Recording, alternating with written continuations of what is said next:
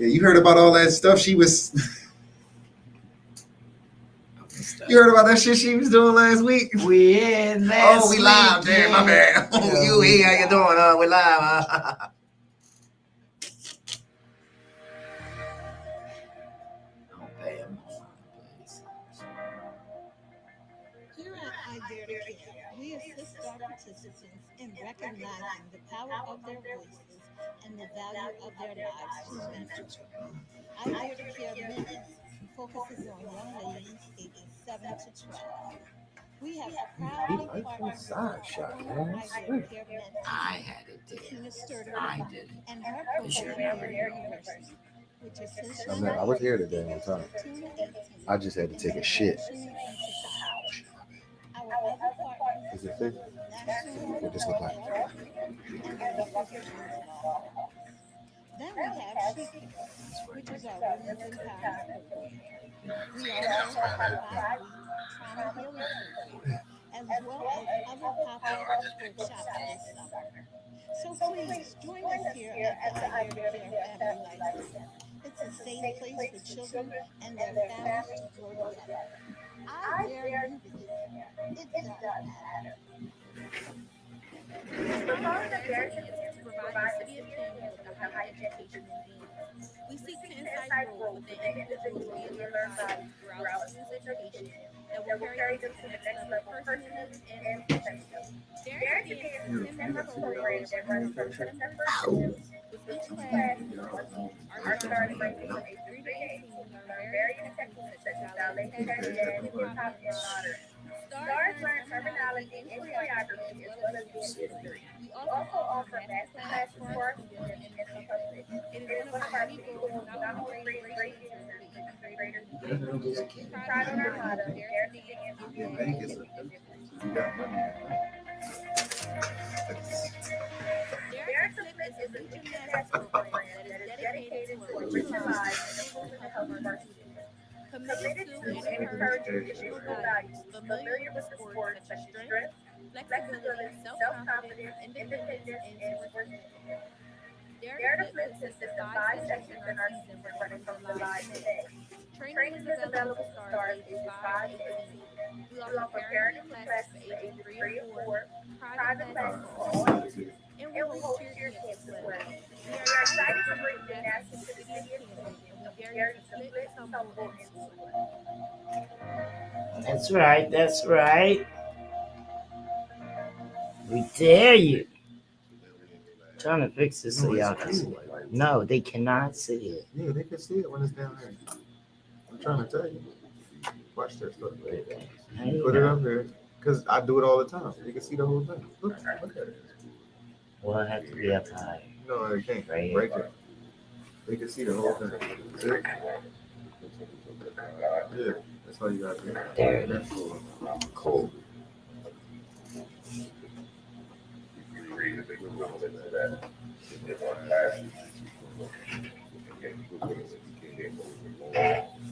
First day of work was always first day of work. Yeah. When you get done, you can turn your mic to 2 to 3. You turn your mic over your mouth. Like this.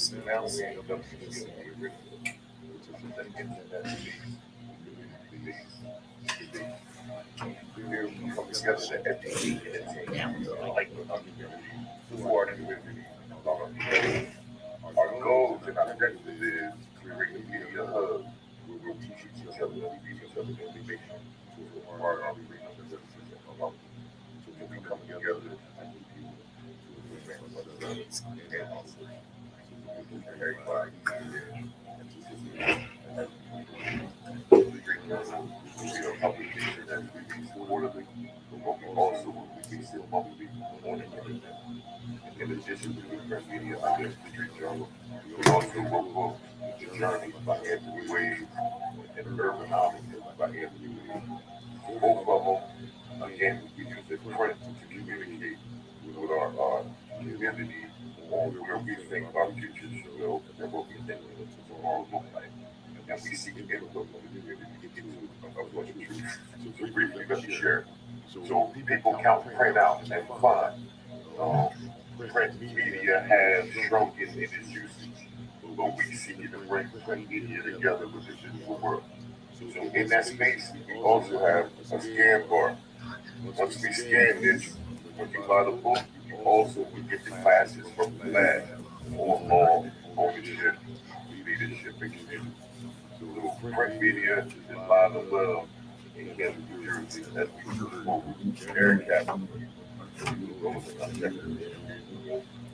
This is what about change one space. So taking it in that space of there, thanks to change, whatever it is, to their entrepreneurs, involved. Security they got bringing on together. I'm going to be a part of the lessons we want you. I'm also going to do this is a so that we can engage our community.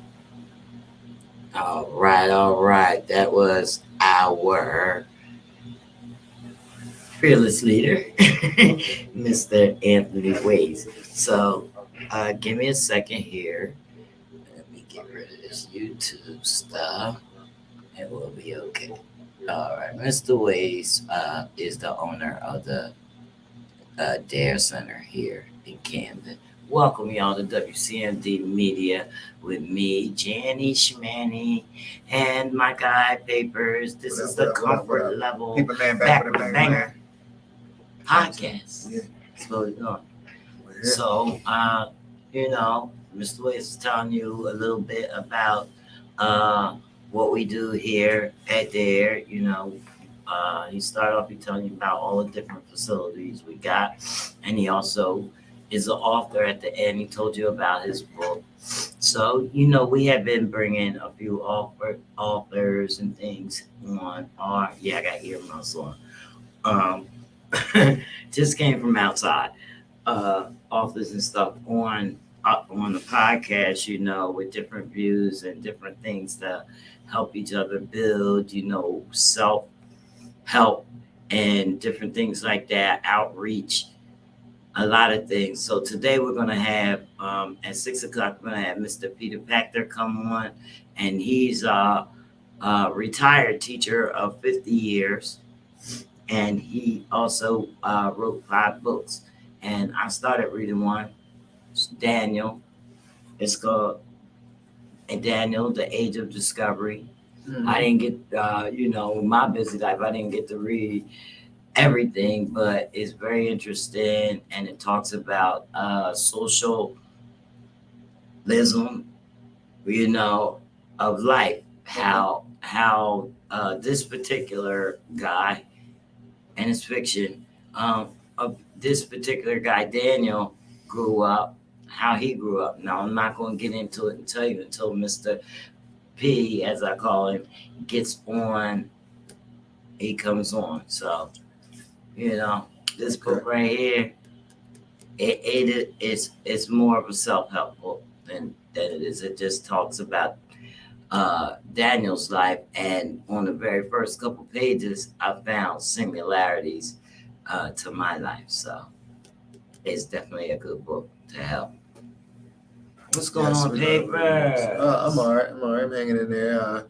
Just started my new job today. Ooh, what's that? I work for nobody, no other than Superdry. Oh, yeah, you work for Yeah. What's that? Is a clothing company? Yeah, based out of London, Japan, and Tokyo. Wow. The British UK.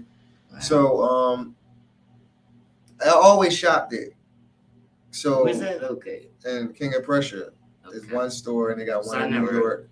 And I think it's only got like 5 stores in the US. Oh, okay. All over the world, but it's like 5 stores. Yeah, it's expensive as fuck. Yes, it's expensive, That's crazy. But some, Yeah. Y'all can afford to go down there and get a little piece of clothing. Yeah. The brand. Most definitely. Well, they give you that. Oh yeah, they give you an allowance too. They give you $150 a month for allowance on clothes. So my thing is, I'm just gonna let it build up to it's then they're like $2-3 grand. You know what I mean? I'm gonna just go ahead and go shopping. Cause What kind of clothes they have? Is it sports Oh. or is it any dress? super dry, So it's bam. urban. No, they got dress down casual. They got button ups. Listen, they got everything. They got knitted stuff. So the jeans is real sleek and smooth. You feel what I'm saying? You see the jeans on me, right? I'm fitting them well. You know what I'm saying? You see that tough look right there, right? Wow, that tough look right there, right? See what I'm saying? See, and then they make the buttocks fit right inside the pants. You know what I'm saying? You see that? Oh my Boom. god. So I do the super dry. Oh my god. And even down to the sneakers, you feel what I'm saying? Boom, the super dry. Are they super dry? Yeah, they super dry sneakers. Now check this out. They remind me of Pumas though. Yeah, but listen, check this out. Yeah, they remind me of Pumas. I bought 7 pairs of sneakers today. You don't even want to know what I paid for You only gave me $50. You don't even want to know what I paid for them. Like I got the dumbest discount you could ever have in your life. Well, don't tell your secrets. I mean, No, I'm not. The only way you get these discounts and you get these things is the hard work. Okay, what about absolutely. the work? So now when I go to my shows, I'ma look fly. I bought 7 pair and I'm still like, listen, they got a back stock area, right? Where everything is marked down, but it's not for the customers. It's solely That's what gets you in trouble. That's what gets you in trouble. That's what gets you in trouble. I worked in retail. Okay, I worked at Macy's. I worked at Strawbridge. Yeah. I worked at Boscov's. Yeah. That would get you in trouble. At Macy's, I worked in linens. Boscov's, I worked in linens. Then why you say it would get you in trouble? Strawbridge's, I worked in clothing. Talk to me. What did it get you in trouble? Why did it get you in trouble? Because I just spent my paycheck. I was the person. I was responsible for a lot of things like setting the displays and everything. So the things that came in, I saw as the boxes was open. Right. And I also was responsible for taking care of our storage room. And that's where most of the stuff get clearanced out. And it's clearance. And you know what I mean? And like now, y'all don't touch nothing over here because all this stuff is mine. Next thing you know, everybody getting in bags for Christmas. Well, let me tell you. Well, with Super Dry, the clothes that's in the back that's marked down is solely for the employees to shop. So that's we crazy. Go back there and shop. So now, not only do we get our discount, whatever our discount is, it's marked down, and then on top of that, we get our discount on top of that. So I just got 7 pairs of sneakers. Now, roughly, my sneakers cost between $80, these is $80 to $100 something. I'm not even going to say that. I just know that I'm going to be dripped down. It do what it do. You know what I'm saying? Watch the drippy drip. Watch the drippy drip drip down. Jewelry and stuff like no jewelry, but the female clothes. Belts. Oh my god, like belts, wallets, accessories crazy. Okay. But the female clothes, I'm gonna have to come through. Oh my god. You think you can? Oh my god. You think you can? Yeah, absolutely, Jenny, you can go outside and come see the sneakers that I got. I got them in the car right national now. TV. I don't care. Yo, I got sneaks for sale. What's up? You got sneaks for sale. I got sneaks for sale. You know what I mean? But on the other hand, we still got those tablets. Oh yeah, we still got the tablets. Ones. They made by Sky, right? And they come with the case, and you can qualify being low income.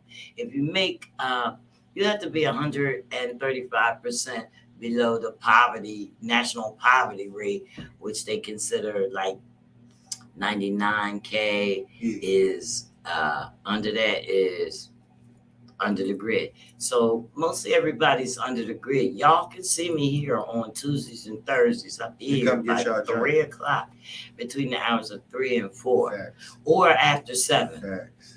You better be here by 8. Oh, and check out of here. Oh, and check this out. Another good thing about today, because it was my first day, I only worked 4 or 5 hours or something like that. I got the big sale today, so I'm considered an asset instead of a liability. So you was able to sell a lot of stuff. Yeah, I sold like 1,200 in merchandise. 1,200. and I looked out for them, told them how to rock it, how to play it, and all that. So they was like, Kim was like, "Oh my God, you really doing your thing? Like you really interacting and stuff like." So I sold all the clothes, made $1,200 a day. So they was ecstatic about that, and then turn around, right? My job's so sweet, right? I only gotta work once every other week. I could come in whenever I want to because she only gave me the job because I only shopped there. So she just was like, "Yo, just come get the job." You know what I'm saying?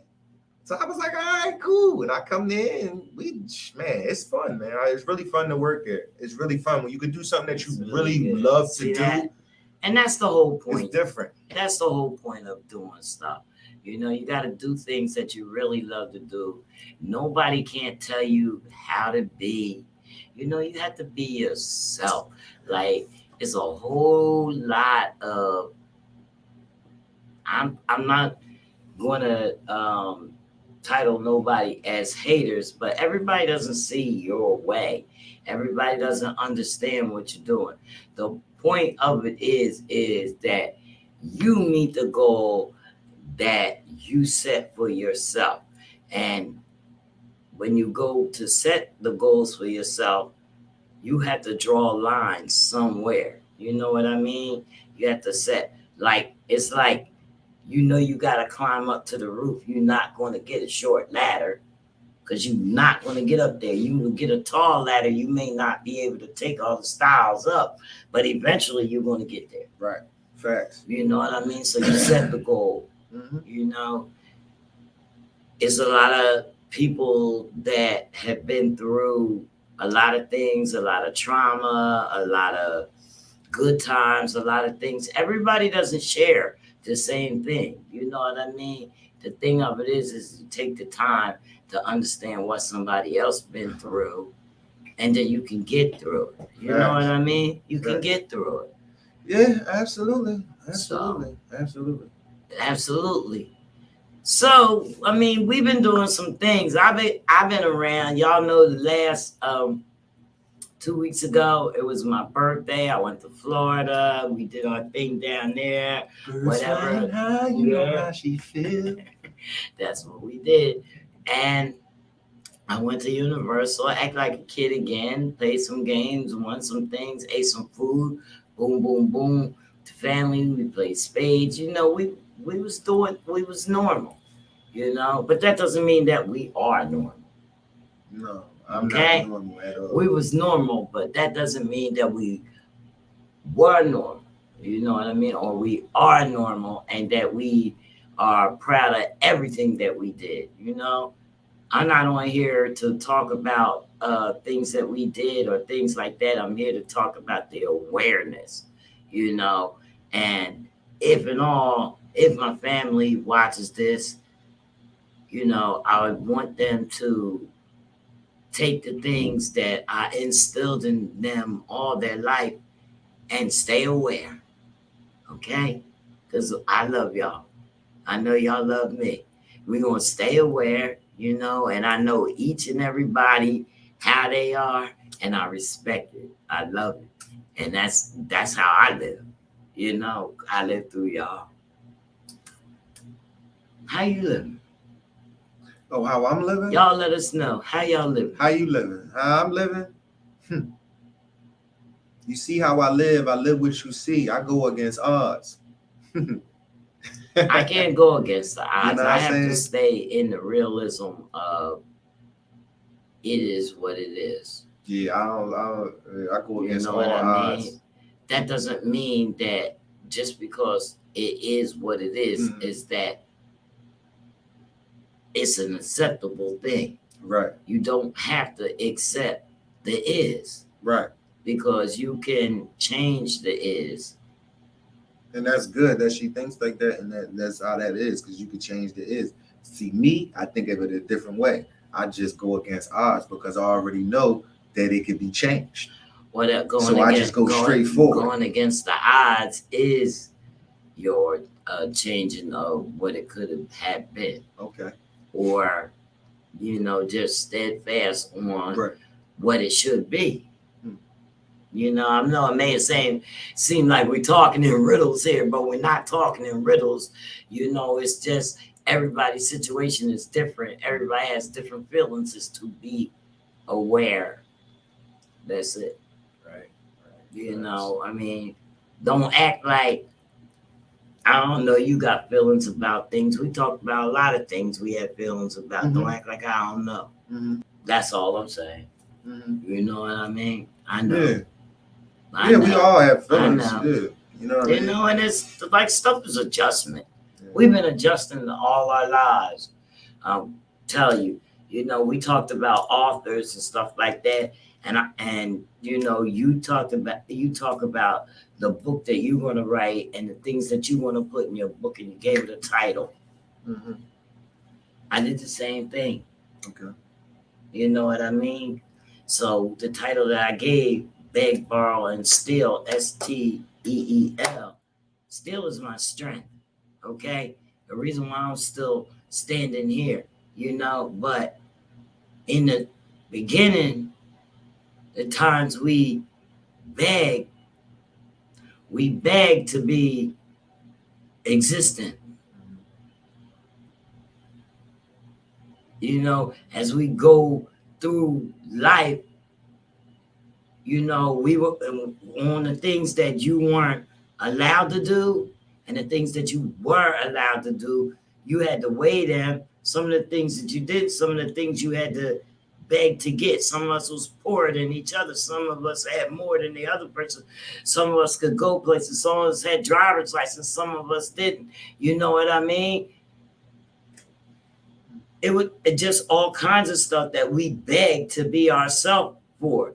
And then borrowing everything that we was taught, that we learned, that trickle down effect that trickled down to us from generations and generations.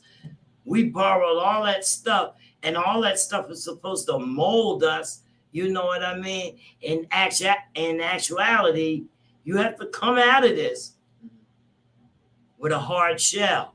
Like all this stuff might have been trauma, or it might have been all good stuff, or all this stuff, but you look at you're here today.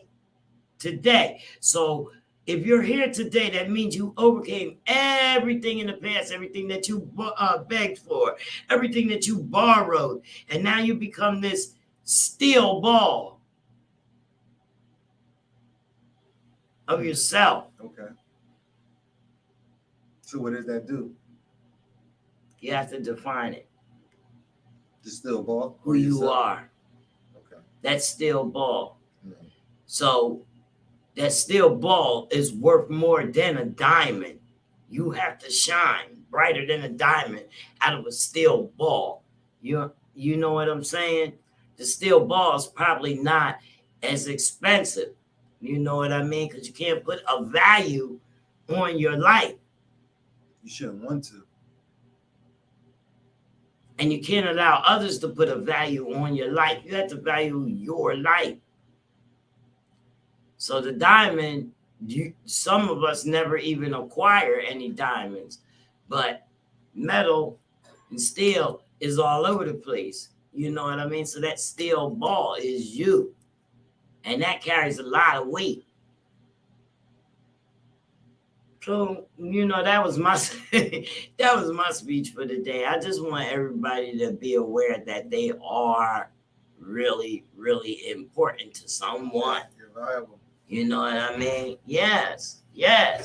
And everybody, it takes time. It takes time for people to understand and things like that. Do we have any questions or anything from any of our viewers? Any statements or anything? We might have a couple comments. Hi, Laurie Edwards was here. Who told me to stop? Debbie, she says, oh, stop. What does that mean? Hey, Laurie. Hey, Debbie. What's up, Laurie? All right. A couple of people have been in building. Laurie Edwards Jr., he's an R&B soul singer. Doing this thing all over. You can catch him on Facebook. Had him. I think we're gonna have him back sooner or later. do a little more visual. You know, we had him one time before. You remember when he came up? So, you know, it'd be nice to get somebody in the studio. Be nice. You know what I mean? So we're gonna have a few more guests. I've been doing a lot of networking, me and papers. Yeah, You know what I mean? Reaching out, especially at the Wu-Tang Judah Priest event. That joint was dope. Okay, we networked a whole lot. It was it's Judah Priest's album. Yeah, his album release, yeah. But I think that's just how I remember it. I know that's how he remembers it. You know what I mean? But Judah Priest, he had some affiliates with Wu-Tang. It was a few Wu in the building, so that's what you know what I mean. So, like Wu-Tang was in the building. a lot of people, you know, associate. Zoo was in the building. Brooklyn Zoo. It was a lot of people in the building. Yeah. They all connected Shout out to with us. 144th, right? Oh, 144. Yes, absolutely. Yes. Shout out to y'all. Shout out to Salute them. to all the guys out there. Salute to everybody. Who Mag, shout out to Who Mag Distribution and Sony Orchard. Oh, we can't forget who else is out there too. Shouts out to Rob Schwartz. That's Sony Mag. Yeah, so he was out there. Sony Orchard Distribution. Rob got it going on, you know. So we had a nice thing, you know. Met with Rob a little later on some things. You know, and we met some other guy, Terrence Nelson. Yeah, shout out to Terrence Nelson. You know, from 5-Star Management. Yeah, you know. They had artists out there. Was a lot of artists out there. Just want to let y'all know that these artists that's on the roster of Who Mag, Sony Orchard, all of them is up. Mostly all of them is up for Grammys. And other ones like the Force MDs and whoever you name it, they already got their Grammys and things like that going on. It's going to be nice. If you catch my radio show next Friday, this coming Friday, I'm gonna be dropping a lot of tracks from them. All right, so I got an exclusive. I'm be dropping a lot of tracks that y'all haven't heard. Oh, okay. Okay, and a lot of shout outs. Yo, you know what's funny too? When we was at the show, it's funny to me. It was like it tickled the shit out of me. Oh shit, I gotta pay that ticket too. You gotta pay a ticket? Me neither. I gotta pay that. He said, "Listen, this is funny." He sat over like 45 minutes in a no parking zone, saving me a spot. We both got tickets. What's up with that? I just got $50 though. I can pay. I can't say that. So, all right. So what's funny there, they tickled me all night is that everybody that was down there, you know, that was with the zoo and with Wu-Tang and all that, they all talk like this, like, yo, what up, God? Like, son, yo, for real, like, shit is real out here. Like, yo, so the shit was like bugging me out. It was like Giants was talking to me the whole time. It was like, yo, B, like, you know, this is what it is. Like, you know, the style of the stylistics and everything. Yo, so the shit was crazy. Like, they was just dropping, like, you know, they was like, yo, God, like, yo, praise, peace to the God. Like, you know what I mean? Like, that shit was dope. Like, I love the way I love the lingo. Don't even know. I love the lingo. You know what I'm saying? I just love the lingo. Speaking of Wu, okay, so now they decided if that third season of the Wu-Tang Saga is coming on now. Y'all know that's my show, okay? And oh, they don't know if the third season coming? It's decided. It's coming. We don't have a date. Well, they don't have a date. I say we don't have a date because I'm waiting. You know, I claim it all. Okay. I'm gonna claim it. That's my show. I claim it. We don't have a date. You know what I mean? Yeah. So everybody, all the fans are waiting. Well, you better catch up. Watch the second season because the third season is coming. Yeah, the first season I binged all night and watching talking it. About the voice, you know, the boy on there playing RZA. Yeah. Oh Lord. Crazy.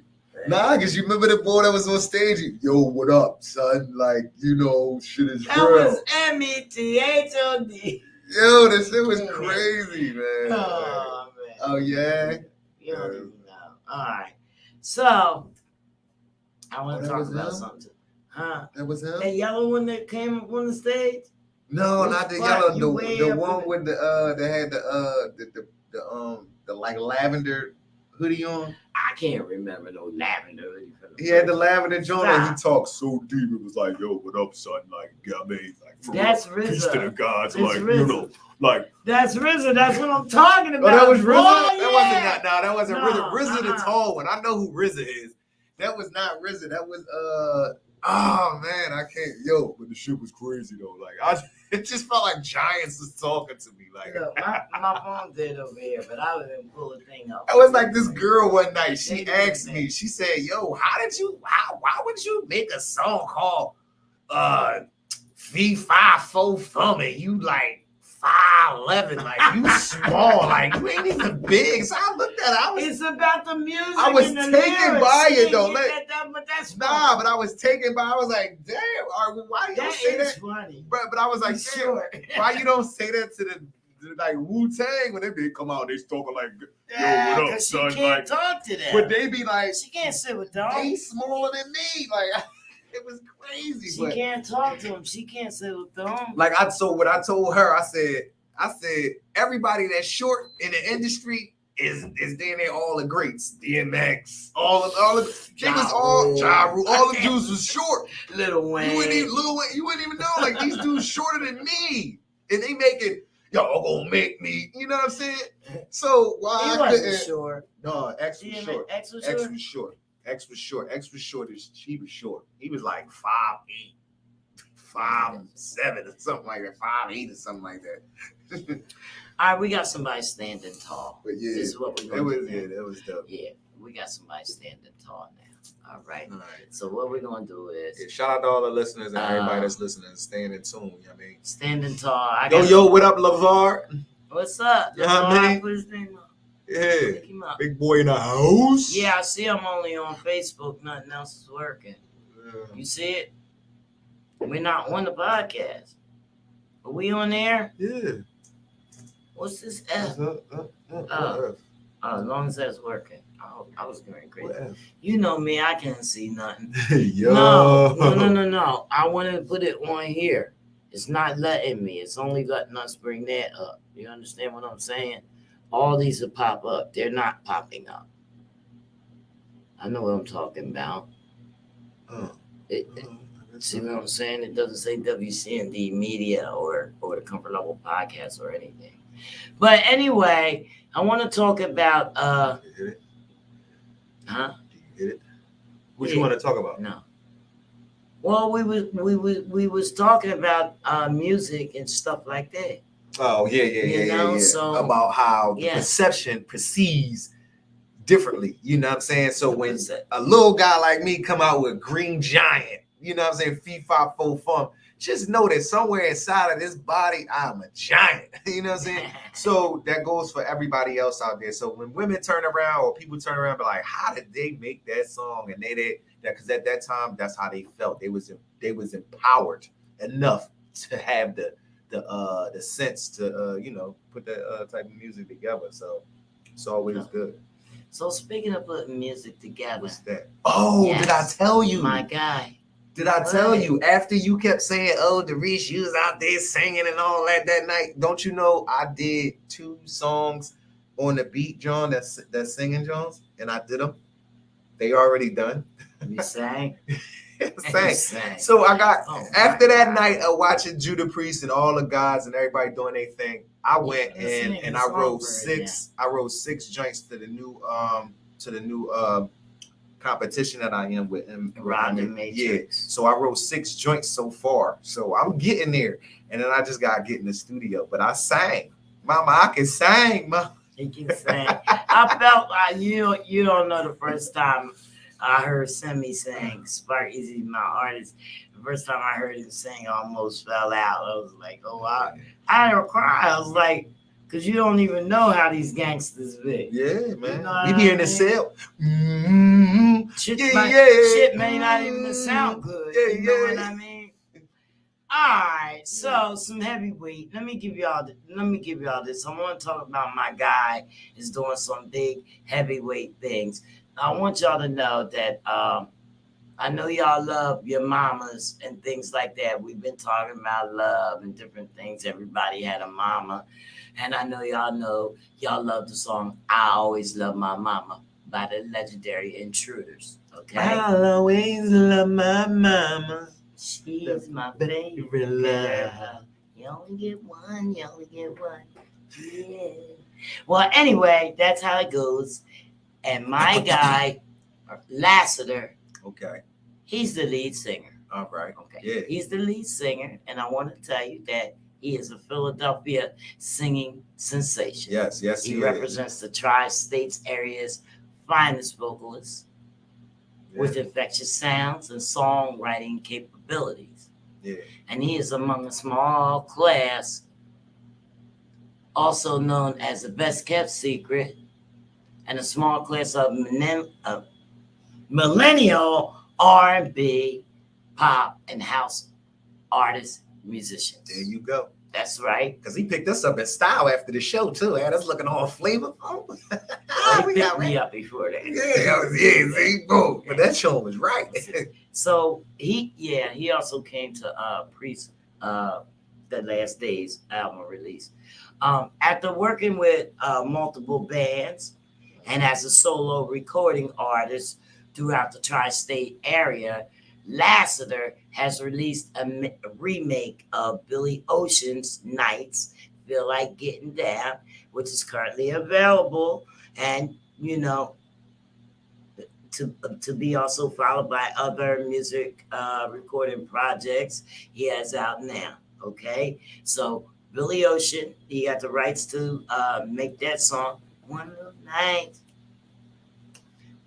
nights, I feel like getting down. And I'm sure y'all know that. Down.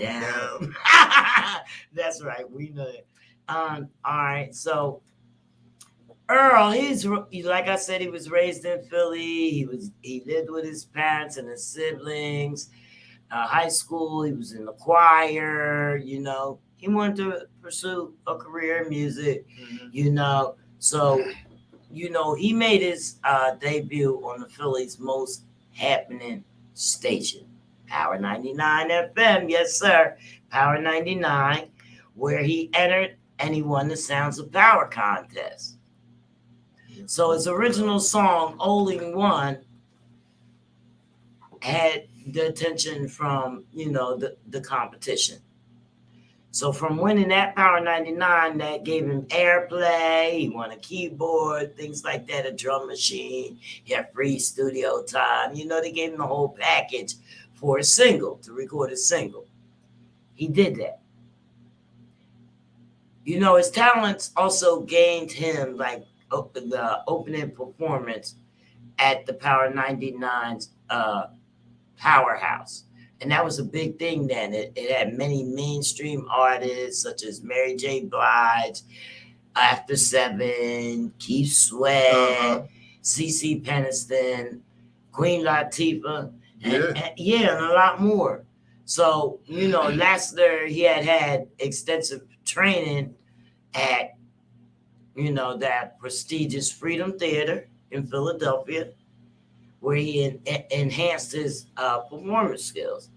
He's actively worked in the circuit, from wooing crowds at local venues and festivals in different cities throughout the United States to promoting his own packed to capacity shows.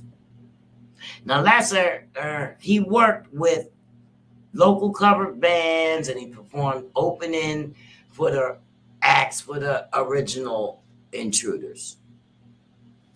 He did The Hearts of Stone, No U-Turn, a lot more. And in 2018, Lassiter's voice and style merit his current position as the lead vocalist for the legendary Intruders, as he is now. Yes. So, without further ado, Lassiter is a vocalist whose stylistic capabilities range from R&B to house to pop. And he's Philadelphia's next story of success by far. So with that being said, I want you guys to hear this new song that Lassiter written and produced, and also with the Intruders, and also a young man named Tommy Brown. It's called Only One. It's the first track that the legendary Intruders dropped in over 40 years. Let's get it.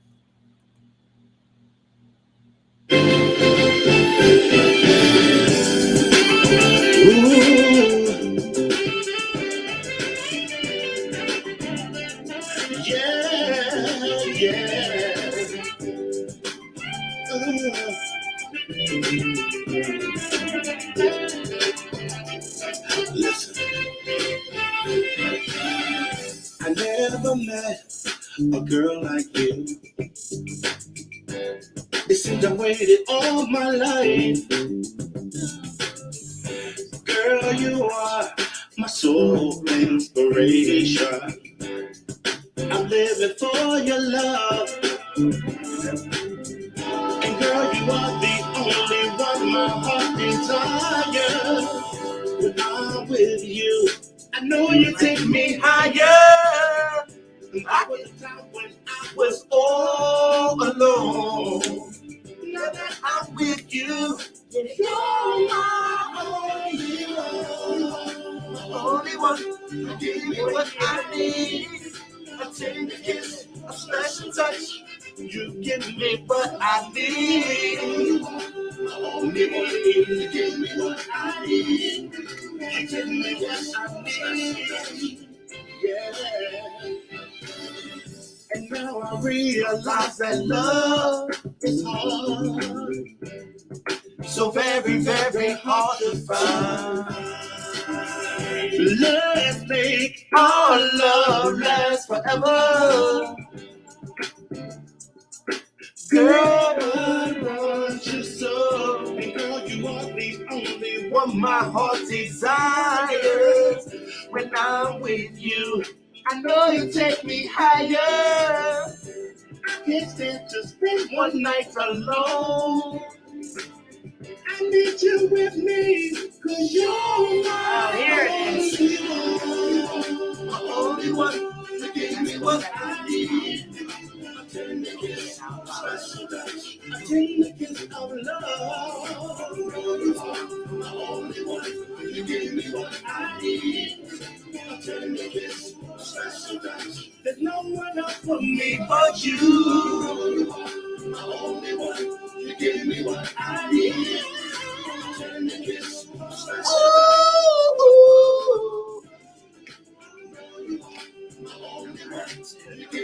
I know how to hit that note. Yeah, last week. I'm so happy that I'm running out. Take the time to tell you That I love you. You're the only woman that I want in my life. that's why I'll always be by your side.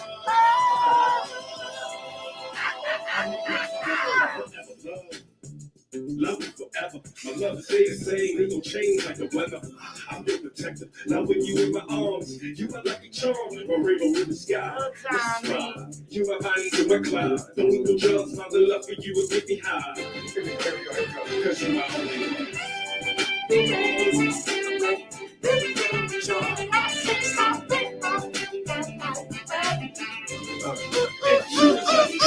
The only one. You give me what I need. Take a kiss, a special touch. The kiss of love. You give me what I need. You're the only one, girl. You're the one. You're the only one, girl. You're the one. You're the only one, girl. You're the one. You're the only one, girl. You're the only one, girl. Oh. Oh. Oh, yeah. Oh. That was great. That was great. Yo, that's my song. We back. That was Besides great. the rap, but other than that, You the don't song like the is rap. yeah, He's I don't a like the rap hater. at all. He's a hater. But the song is He's a banging. hater. The song is He's a dope. hater. It's dope. It's a He's a dope hater. song. I love the He's a song. hater. Love the lyrics. Love what Lassiter did with it. And that one part where he be like, ooh. Lassiter can hit a note, kid. Yes, he can. Let me tell you something. You don't know. On my birthday, he called me up Mhm. and he sang happy birthday. And it was like, I ain't never had nobody sing a real happy birthday to me. I mean, like a Okay. serious, real happy birthday. Yeah, Like, because I called for like 5 seconds. Happy birthday to you. And that was it. turning around and Boom. That was it. everything. Like, nah, he was like, He really hit that shit. happy.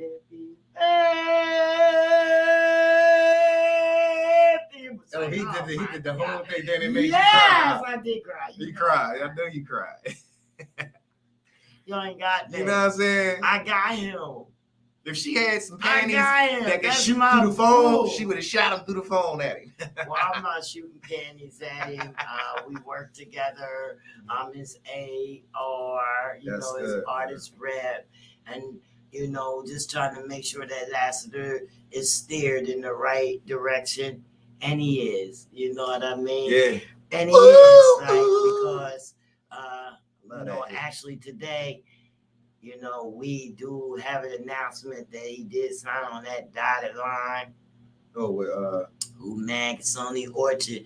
Let's go. we signed the deal with Rob The deal Short. is sealed. Thank you, my man. That's right. So he's in good hands. He got direction of Rob. He got some direction with me, and everything's a go. So what we're gonna do right now is I'm gonna send a message out to my guest that's coming up, and make sure that y'all follow Lassiter. That's Lassiter. On the the digital music platforms, and it's Earl Lassiter on Facebook. And then you can get all the links from there. Go see Valentine's Day concert is coming up. All the information for that is there. The Intruders is going to be playing. I'm getting me a front row seat. And Mother's Day, Valentine's Day is not going to be the same. You know what I mean? Make sure y'all come out. Well, it's going to be the same. I know how we do. It's old school all the way when it's Valentine's Day. It's all the way old school. That's where we get the love. You know what I'm saying? That's where we get the love. So let me see what I can do here. Y'all bear with me. Papers. Yes. I'm going to try to send an email out here to my guy. Can't use that.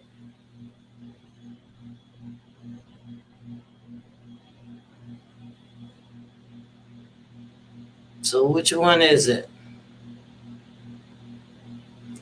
Y'all gotta bear with me. Papers, talk to the people. I'll figure this out if we can. Hey, Tell 'em what we doing. how you doing? Tell 'em what we doing. We got a bunch of stuff coming up, ladies and gentlemen. See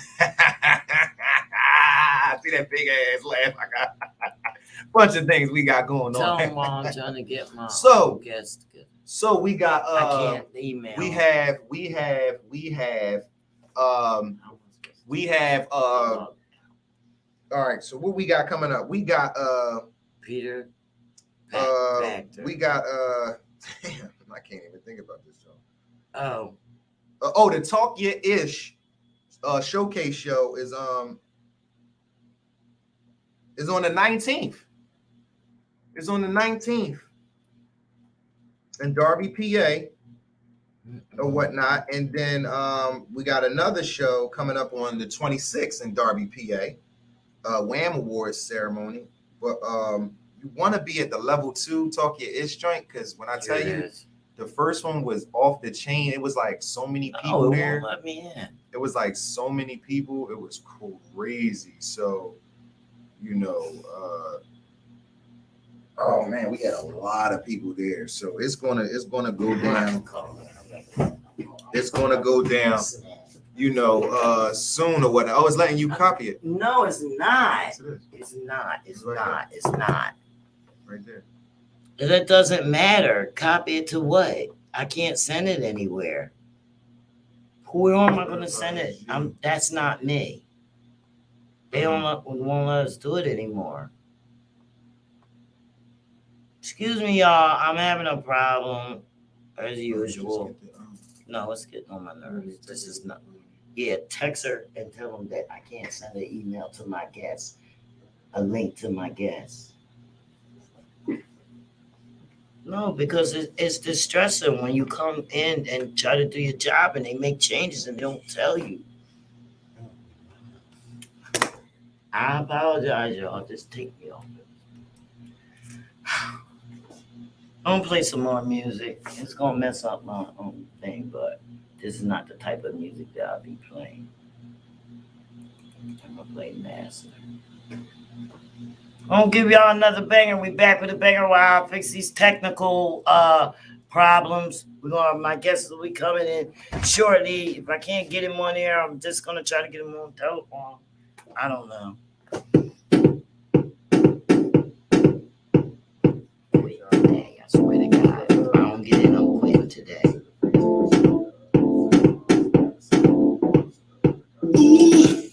I'm on fire. My life has just begun. My only desire to have myself some fun. I got my man, but nobody, no one to call my own. Feel so lonely. I'm tired of being alone. I'm glad for the city light. There's the way the rules are right. Going to a place I know where the party people go. One of those nights feel like getting down. One of those nights feel like getting down.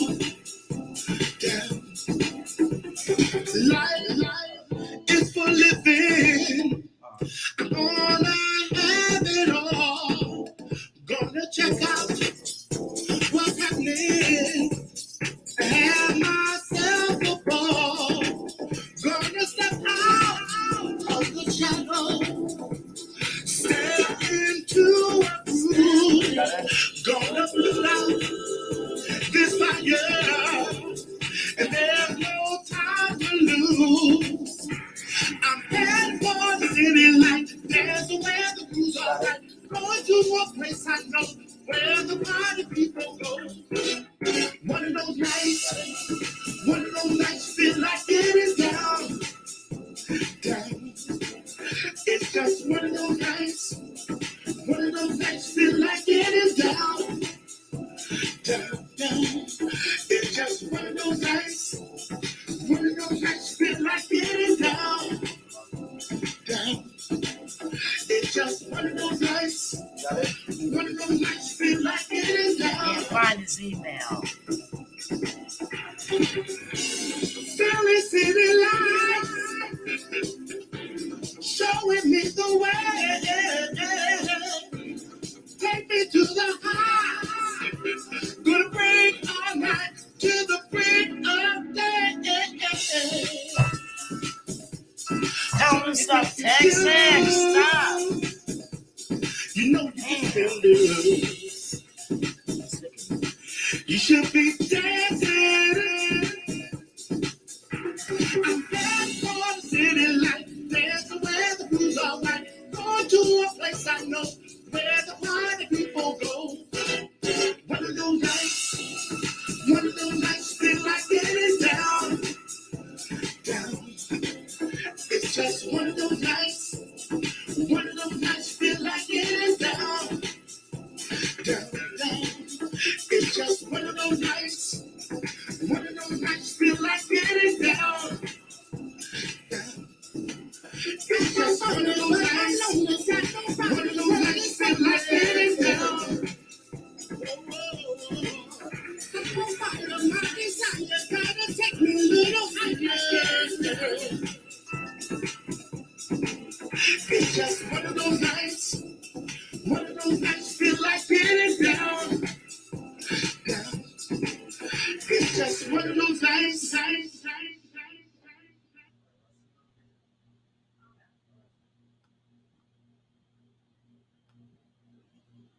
Papers. Do you know how to copy and paste this thing?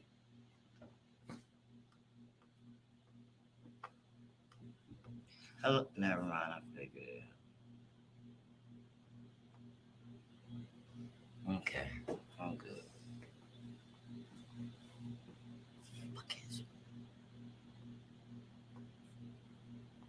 All right, guys, I apologize, but we're getting there. We're getting there. So that was my guy, Lassiter. You can watch that video. That was the Billy Ocean Nights. Feel like getting down. Hope y'all go to YouTube and watch that video. It's also a 7.5 minute extended version. Oh yeah. Yeah, 7.5 minutes. and I'm in the video. Oh wow. Yep. So that's it. We're waiting for our guest to come in, Mr. Peter Pactor. He will be here soon.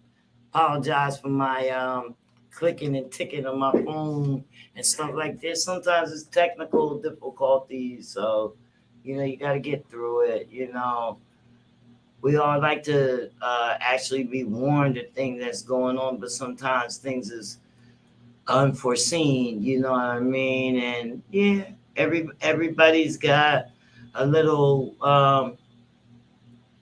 everybody's at their level of tolerance, you know what I mean? And I'm just I like things to be ready, because I do a lot of work to prepare things to be ready, and I like things to be ready. So I just want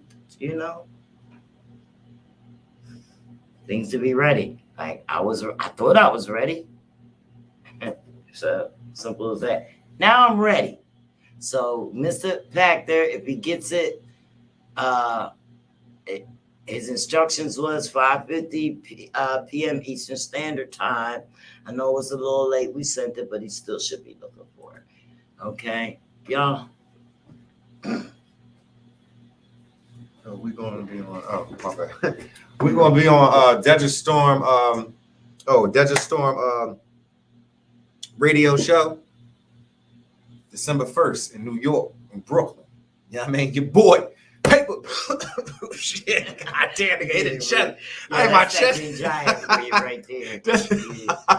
Yeah, and you also look out for Spark Easy with DJ Bugsy on the I Do for Hip Hop podcast. He's gonna be on November 20th. I forgot about that. Yeah, I forgot about Spark Easy gonna be on and that Spark joint. had a new drop yesterday. Yeah, he did. Oh, he finally dropped that joint yesterday. Oh, okay. Tom Joyner, yes. Oh, okay. We're not gonna play them right now because moves, man. I have a guest coming on, and my guest, he's not into hip hop.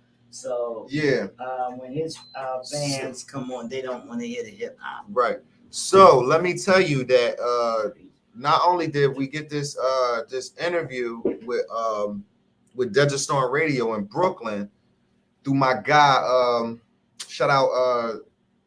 It's hard to keep names in your head. It's hard. It is. Right? Shout out El Dinero, the promoter. That's my guy. I could have told you. Listen. And not only that, El Dinero hooked me up with that, right? With that radio joint, you know what I'm saying? With Desert Storm, this joint could be crazy. Not only did he do that, but in January, me and Meek going to this joint on December 1st, Meek 46th Street. Oh. Then we going to DTF on January, and then not only in January, DTF Radio, we was there before. That's what we did. So not only are we going back, we're going back to do a radio joint, an interview, and we're gonna perform out that joint too. So after we leave from getting our interview, we're going straight over and go perform at the show at the show that's gonna be in where we was at. That was the Bronx we was at, right?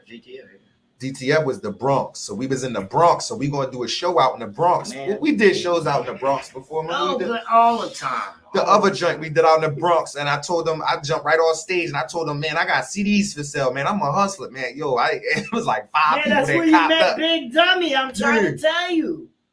Big Dummy was up at the at Judah Priest State. That's where you met Big Dummy that night. Oh yeah. Yes. When you was popping out the CD. Wow, yes. That's crazy. And I still got the pictures from that night too. Yeah, that's the night crazy. You met Big Dummy. I still got the and pictures. Big Dummy. Also, we did some stuff with Big Dummy. That was over. How many years ago was that? What was that radio thing he did with Fred the Godson was there and all that? God rest his soul. You know. Yeah, they was. Listen, that joint was crazy. But that joint we did out in the Bronx.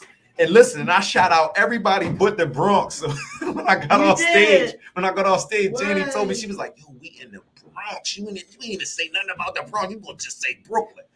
I was cracking up because it was funny as I don't know what. Beware some of your surroundings. Beware some of the things. You definitely do. You got to know who you shouting out, man. Don't shout out the wrong hood in the borough in New York and think you gonna get away with it. I got away with it because I'm papers, but they ain't just letting anybody get away with that. So don't think you can just do it.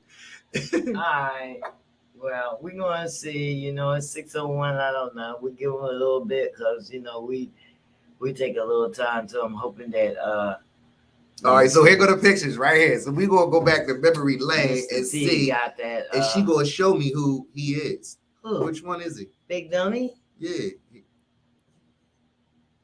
Let me see. I can't see that far. You know, I wear glasses.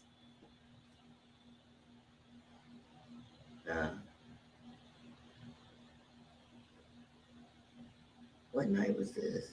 This is the night we was out the Bronx. I don't even remember that picture at all. He ain't in it. You don't remember this picture? Nah, he ain't in it. Look at all these. The one with Symphony. Symphony was there and stuff. None of them is in there. They all strangers. I don't know none of them. Oh, I didn't know that you can actually pull up their names now. Yes. Yeah, you can tag them in there. And then they come back to you. They'll remember you. Just hit them. All right. And you can also, now, Instagram has some new options where you can share posts with people. So if they put you on there and then you accept it, the post will go right on your page too. Oh, that's dope. And they show you where it was at, where it was anybody, taken. So this shows who's promoting who on Instagram, okay? Now you can tag and bring them posts right on your thing. You don't have to have a what's the thing? A repost app to do it. It comes right on your page, okay? As a collaborator. That's what it's all about, folks. Collaborating with each other. So I had a artist that helped me start my podcast. He's starting a podcast, and he tagged me in his post as a collaborator. I accepted it, and the post came on my page. So this is how you guys can support other. Yeah, that thing dope because that's what Street Cred doing with me. Yeah, and he got me in partnership with everything that he throw up. Collaborates with you. It can automatically go to your page. Automatically goes to my page, and it automatically everything that I'm tagged in. So I'm like, oh, this is dope. So it's new to me. And then I just pulled up the phone. It's new. But I pulled up the joint. But this is crazy. This phone, I just pulled up an old picture from a long time ago. This was 2018. It's 2021, about to be 22, right? And they knew everybody that was in the picture. They had their Facebooks up there. Like, this phone is crazy. Because that was a picture from a long time ago, and they actually knew who was in the photo. They knew who was in the photo. Man, that's crazy. Got them all, just match your face up. They can look at your pictures and just match your face and be like, oh yeah, that's what's the name from Facebook, such and such and such and such, because we got that same picture in there. And they'll put your picture up and show you who you is and what you doing. That's a lot.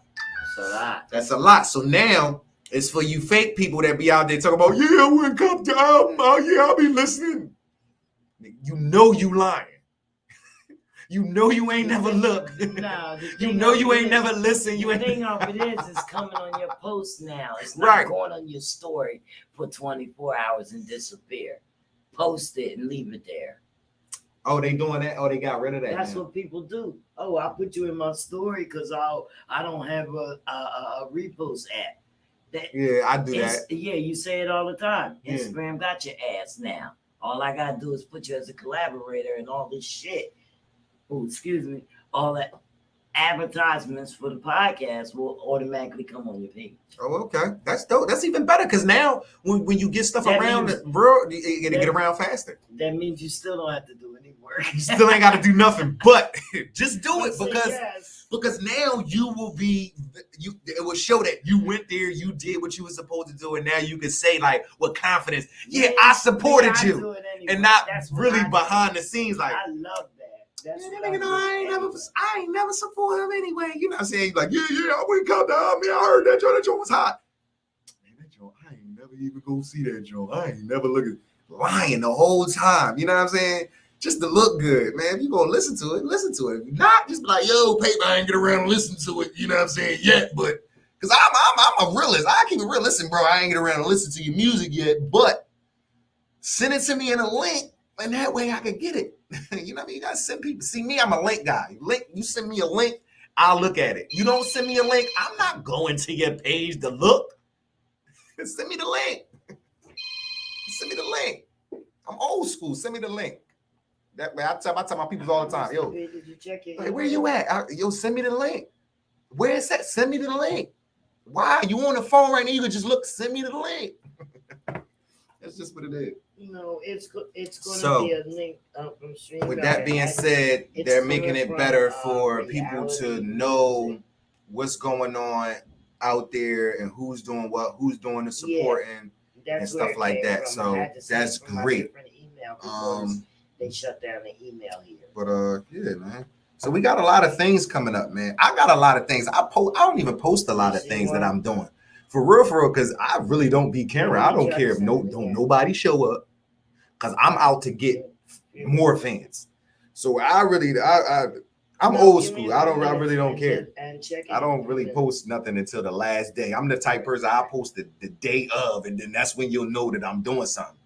You know what I mean? Because say if I'm on, what if I'm on and I'm papers and I'm out there and I'm just supposed to let you know, yo, I'm going down such and such. Nah, I'm not letting you know a week ahead of time. Nah, I'm gonna call you that the day before, like, yo, you trying to go to Miami? You trying to go to this concert? I'm flying out right now. What's up? I'm a last minute bull. That's just me. So I treat everybody like that. You ain't gonna know I'm doing something until like a day or two ahead, like before it happened. Because I really don't care if you show up or if you don't. I'm out to gain the world, man. You know what I'm saying? I'm trying to get the whole world to support me, man. You know what I mean? I'm gonna go get the fans. I'm gonna go get them. They out there. They in Tallahassee, Poking Boat. They out, Willingboro. They out. You know what I'm saying? Different spots. You know what I'm saying? I want to go get them, man. I want them to, you know what I'm saying? I'm tired of trying to get the same people I know. Yo, you want to buy a ticket? They ain't got no money, man. They don't want to buy nothing. They don't want to spend $30 for a ticket to come see you. For real. So I want the people that got money, that want to come out and want to do these things. You know what I mean? Instead of the people I'm just trying to get to support me that really never supported me in the first place. They only doing it because it's a wave. That's why I didn't get it. Put too many T's. Okay, I got it. So. Sorry. You all right. No, I put 2 T's on the end of his thing.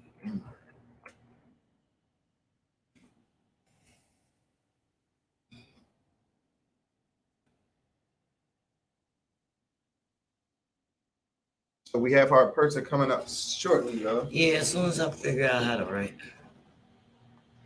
Can you play some music? All right. That's why you didn't get it, because I didn't spell the name right.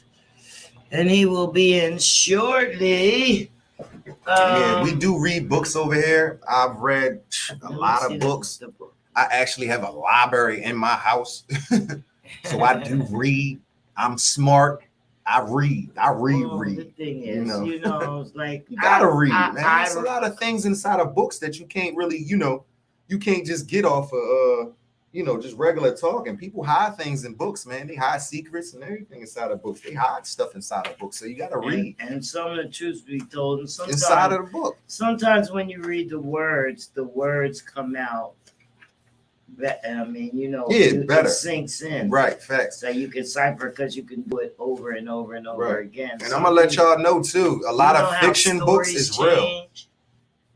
You know how stories change when you think about them. Like, say we was outside and we talked about something, then you had to relay it to somebody in here.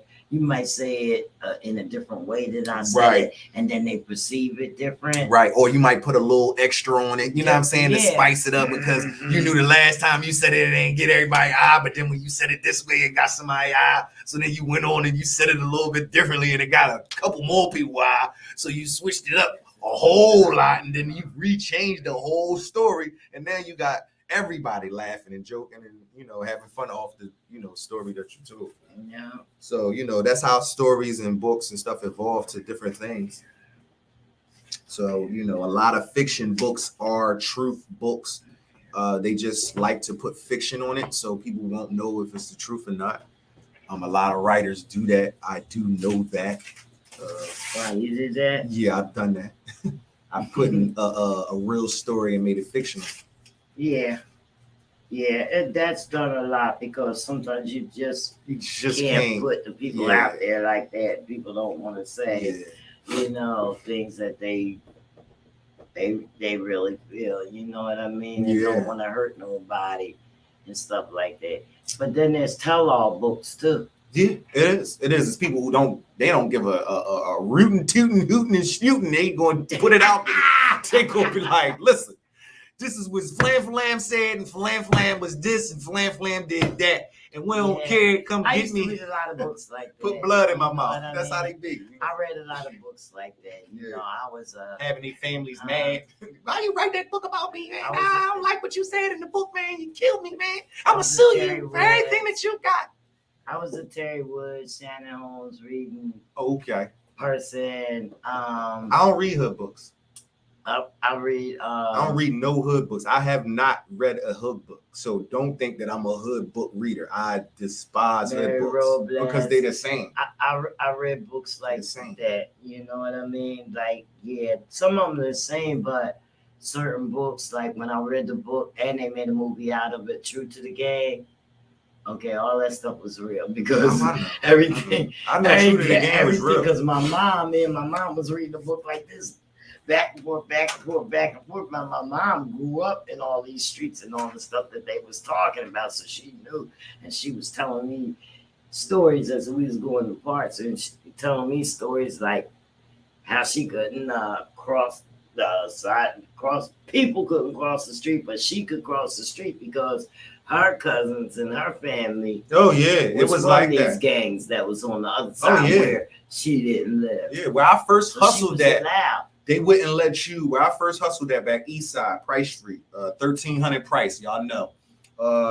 You could not, back in the day, you could not walk to a corner without getting shot at or pistol whip beat up or something. You couldn't walk past certain corners. Yeah, it was because they had corners. It was like it was because that was the New York Bulls was down there then. Back there. And they had corners. It was. You don't come to this corner. You don't do nothing over here without such and such knowing, or you get your head blown off. Fifth in Indiana. Yeah, Fifth in Indiana was where like a lot of that stuff, and then Fifth and Indy. Oh my God, Fifth and Indy like the Wire. That's crazy. Yeah, that shit like you the gotta Wire. Really watch the movie or. Like the movie ain't even. You talking about right over there down Frankfurt with the bridge and all that, right? Yeah. Oh, that when I went back there one day, I just went back there too, and it was still like that. I said, "Die." It's still like it's still like that. And you know, that's all my Puerto Ricans. I went to jail with all of them, so listen, you know. Listen, when you drive down there, you go there and you look way up, so that tallest building up, and you look way up. And what you say? I didn't. That's what you said on the top. Oh yeah. L before. Oh okay. Oh yeah. L before R. I know what you're talking about. Yeah, that's a big building because the train tracks is right over there. Yeah, that Fifth and Indy. Whew. It's No, still. it ain't flipping it. That's No, not. that's That's not not where flipping it. Elwood. It's not flipping it. No, that's not right there. I was talking. You was talking about down Frankfurt and stuff. Oh yeah, down Frankfurt. What we talking about? Yeah, something. I was. Yeah, we hood hopping right now, Yeah. so don't think we Yeah, still in the hopping. same hood. Like, Okay. we don't want to mix them up. Let me text him and tell him that the email definitely went to the right place. Oh, it did. Okay. Yeah, he been getting them. Look.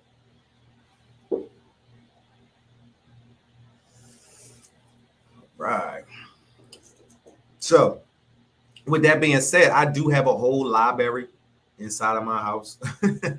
So I read almost any and everything as far as like Edgar Allan Poe, you know, like real people that really like, you know, did leave suspense. So like you remember TCM, Tom Warner, old school movies. All right, so I like old school movies because you're always, you know, at a I can't have it on my phone. You're always in a suspense. You really can't tell what's going on. You really can't tell what's going to happen. You feel what I'm saying? Because the back in the day movies had more substance in it than these movies that you do now. You pretty much know what's going to happen with these movies nowadays. Like, oh yeah, she going to do that. He going to do that. Back in the day, you didn't know that. I'm gonna link up and see if I can text it to him. Or the link up. Invite. All right, copy that. Copy. Oh, you can't even see it. Put it in the comments. Okay. Tell them if anybody want to come on, let them come on.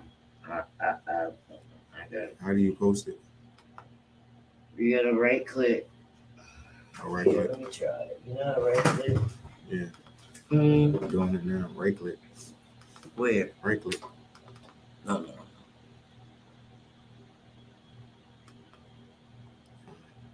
Just in the corner. All right, so that's for anybody that want to come in. Click on the link. Just click on the link. You want to come in, you want to talk, you got something going on, just hit us up. Nobody Whatnot. wants to. There you go. But Can you read it out to me so I can text it to him? okay. People don't understand how to use this, I guess. All right, it's HTTPS. Wait, small or big? What you want? Oh, StreamYard. what is this? Oh, that's a website? Yeah. Okay. HTTPS. .//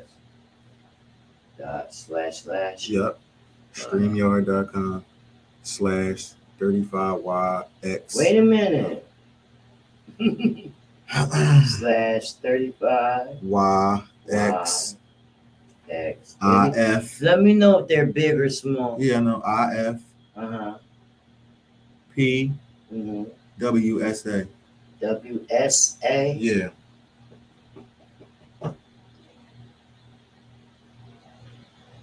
There it is. Yeah. Plus, because I like to read different books because I like to find different words, Well, like words like I everything never that I used got. before. So when I'm reading a book, I'll take the words that I see that I never seen before, and I'll take them and I'll write them in the back of my composition book as reference to things that I want to know, more words that I want to learn, and I'll go and I'll look them up and figure out what they are, find the origin. Because I actually have a book dictionary where I know the origin of words, where they came from. So I don't just know the word; actually know where it came from. You know what I mean? So and how it was made and all that. You know, so I go far to figure out what the word is and how I can use it, how I can use it different ways and stuff like that. So yeah, it's sweet, especially when you find all that out. Are you able to click on the link that I just texted you on your I phone? love books. I love reading. I read 300-page books. I read 1,000-page books. Yes, we are. I was going to ask you. No matter see big if or you can small, copy and paste it I'm not into your intimidated browser. by any book. Never. And if I don't know a word, I'll go and look it up, you know, get the pronunciation for it. You know what I mean? So I look at books a little bit differently. I don't just go through and just read them. You know what I mean? So say if I go through a chapter and I like the chapter, I'll go back and read the chapter over just to get a better understanding of it. So I won't just ride through a whole book just to ride through it. No, I'm actually like, if I like that chapter and I like what was going on or something was a stump to me, I'll go back and read it again just to get a different perception of what I read, so I could understand what's going on. So that's another technique that you could use as far as reading. Because I got that. I'm going to show you, I'll tell you how I got that. I used to read The Straw Man, right? The Straw Man is a Latin book. Yeah, I know a little bit of Latin too. I know Latin. It's a Latin book that shows you the true meaning of words that's in America, and they tell you what they really mean in British, in British and all that stuff like that in Latin. So with the words, what they really mean. So when I sat down and I read The Straw Man, I just thought I could just sit down and just read it from page 1 all the way into the end. And I got to like page 19 and I was like confused. And I was like, yo, what the hell am I reading? So I had to go back and I finally realized what was going on, and it clicked in my head. It was a lot of references inside of The Straw Man. Now, when you read references, when you read a reference, when you come to a reference, the reference inside of a book, you're supposed to automatically stop and go to where that reference takes you. So you take the reference and then the reference will lead you to somewhere else on a different page in the book. So then after you do that, the second reference will take you somewhere else. And it'll take you somewhere else further and more until it makes a complete circle and it figures out He's trying to connect. What's going on. He's all right. Don't do anything. He's trying to connect. So once that's him. Once you figure that out, how to read a book, then you'll understand the value of a book and you'll understand the value of reading. So in The Straw Man, everything has to make a full circle because it's a circle of life. So everything is a circle. So when a reference takes you to somewhere in the page, it takes you all the way to that page until you're supposed to read the references until the reference actually stops. And once the reference stops, then you go back to where you was at. And now you have a better understanding of what you just read about that first reference, and then you go to the next thing that you're supposed to read. And then and then once you come to a reference, it shows you the reference, and you go to the reference, and you go to the reference until it brings you back. So that's how you read The Straw Man book, and then you find out a lot of words that is English really means different words in British. So when you get in front of a judge or a jury, you see where they talk about the language, where they say, oh, hey, the language has to be right. Yes, the language has to be right because they don't use the American terms. So what they do, they use the American terms, but use the Latin term of what it really means. You know what I mean? I don't know if y'all understand what I'm saying, but you got to understand it to know it. So, like a defecto, that means like if you ever in a defecto, that means that like something that's not, it's not really real. You know what I mean? That's another Latin word. And they'll come in and be like, oh, this is a defecto. And you'd be like, oh, what the hell are you just talking about? Well, that means it's not real and it was never there. And it should, you shouldn't be, brought up on any charges because it was a defecto. It's never there. Never was. But you got to learn this stuff. And The Straw Man, if those that's out there, please go get it and read it and learn what the word that you're talking about means. Because just like they say, you can speak stuff into existence and you might not know what you're speaking into existence because you might not know the real origin of the word that you're talking about. So that's deep. It is really deep. That's real deep. Like, do y'all know how they came up with the word hamburger? They have to know a little. Like, they came up with the word hamburger because of a king from back in the day. Like, y'all don't even dig it. Like he said something and did something and they went and got it. Yeah. And yeah, I don't even want to get into it, but because I want y'all to find it. Go look for it. Don't just get it from me. Go look for it. And he said something about something. And to find out what hamburger what it really came from, I was like, wow. I was like, are you serious? That's what hamburger means? But you just when you go get a dictionary, not only do you go get a dictionary, go get the origin dictionary, the origin of words dictionary. Go get most dictionaries that I've read, even the Webster, they do have the origin. Not all of them. This is a book that actually has the I origin mean, of the word. it's not going to break it down and tell you. No, it's not going to just tell the you origin, everything. Hebrew, Yeah, Hebrew, gonna but tell you but meaning. with the origin of books, the dictionary, breakdown of the it word. shows you That's where what it you came want. from, who did it, who said it, how it was even brought up. Like hamburger was somebody's We're waiting name. for Mr. Pactor. He's an elderly gentleman. Mr. Pactor, teacher and author, is getting his device together. Yeah. His mic and camera is not on. Wow. Yeah, so he's waiting. you know, you gotta hook your mic and camera up, yeah, sir. he has to hook his camera. He just told me that on the telephone. Oh, okay. All right, well, we have patience. This is the thing. We don't have trial runs with this. This is raw. This is epic. Yeah, this is raw. This is live. We don't have trial runs. Here we go. But we don't need trial runs. All we have to do is be able to have patience, right? Hello there. Look at you. Look at you, Mr. P. You look great.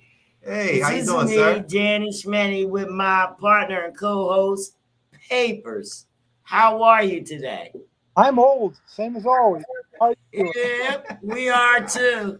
How you doing? I like your glasses. Thank you. I tell you, I was in school one day and the kid passed me in the hall and he says, "How are you, Mr. Pactor?" And I said, "I'm old." And he turned around and walked back to me. He said, "That doesn't make any sense."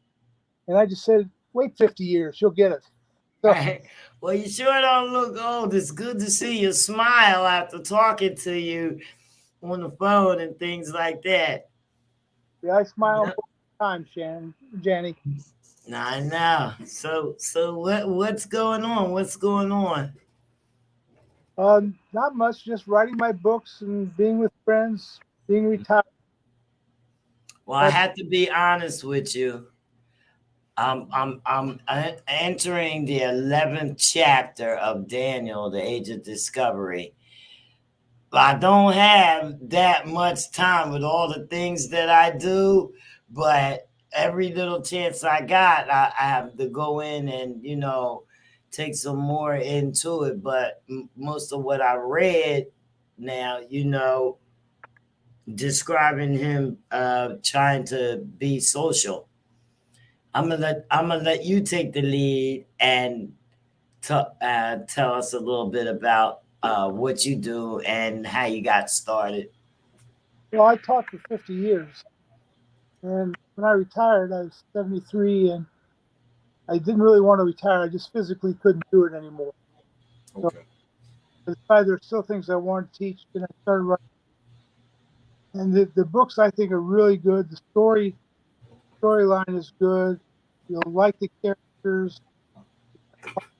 It's got history. I have real personalities in it. It starts in 1928. The book does. My protagonist is 12 years old. He is the son of one of the wealthiest people in the country, if not the world. And he's been held more as a trinket than as a son. And he wasn't allowed to go to school, as you already know this. Wasn't allowed to have friends his own age. But he has this huge 3-story library on his estate where he spends most of the time. He's fully self. And his father decides to send him to board 12 years old. And he has no social skills. He knows more than anyone, but he's very bright. You gotta find that. We're getting a little feedback, a little coming out of your microphone. Should I turn it down? What we get here, yeah, get closer. That's good. Can you hear me now? Yeah, that's better. Sorry, your book sounds like a kid I know that's at my house right now. Smart and genius, but he still can't get it together. Yeah, well, sometimes it takes some longer than others. It's taken me 78 years to get here. So, where did you teach at? Tell the people where you teach that. Well, I've always been in private schools. I started out near Buffalo, New York, at the Gal School, and I liked every place I worked. So it just was time to move on. And then I went to Berkshire School in Massachusetts, and then to Harvey School in Katona, New York.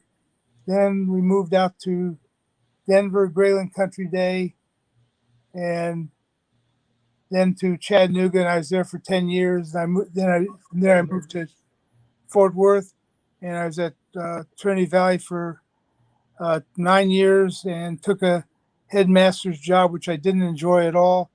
And then I finished up at Nolan Catholic High School. Oh, wow. So What I've was been. different? What was different about the headmaster's job? That was. I can't use that language online. But I'll say this: everyone has an agenda, and the only time anyone came into my office was because they had an agenda. And, oh, wow! And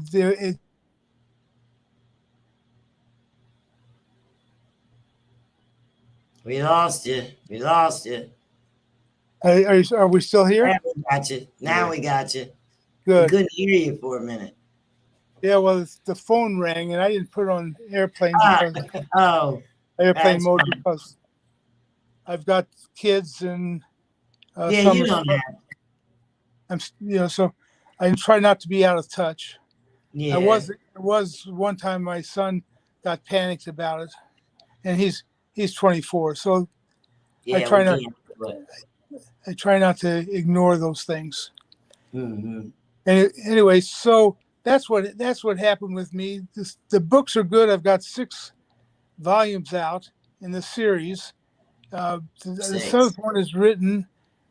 It took the first 4 books to get through the stock market crash of 1929, and quite frankly, what's happening today reminds me a lot of what happened in 1929, the Depression.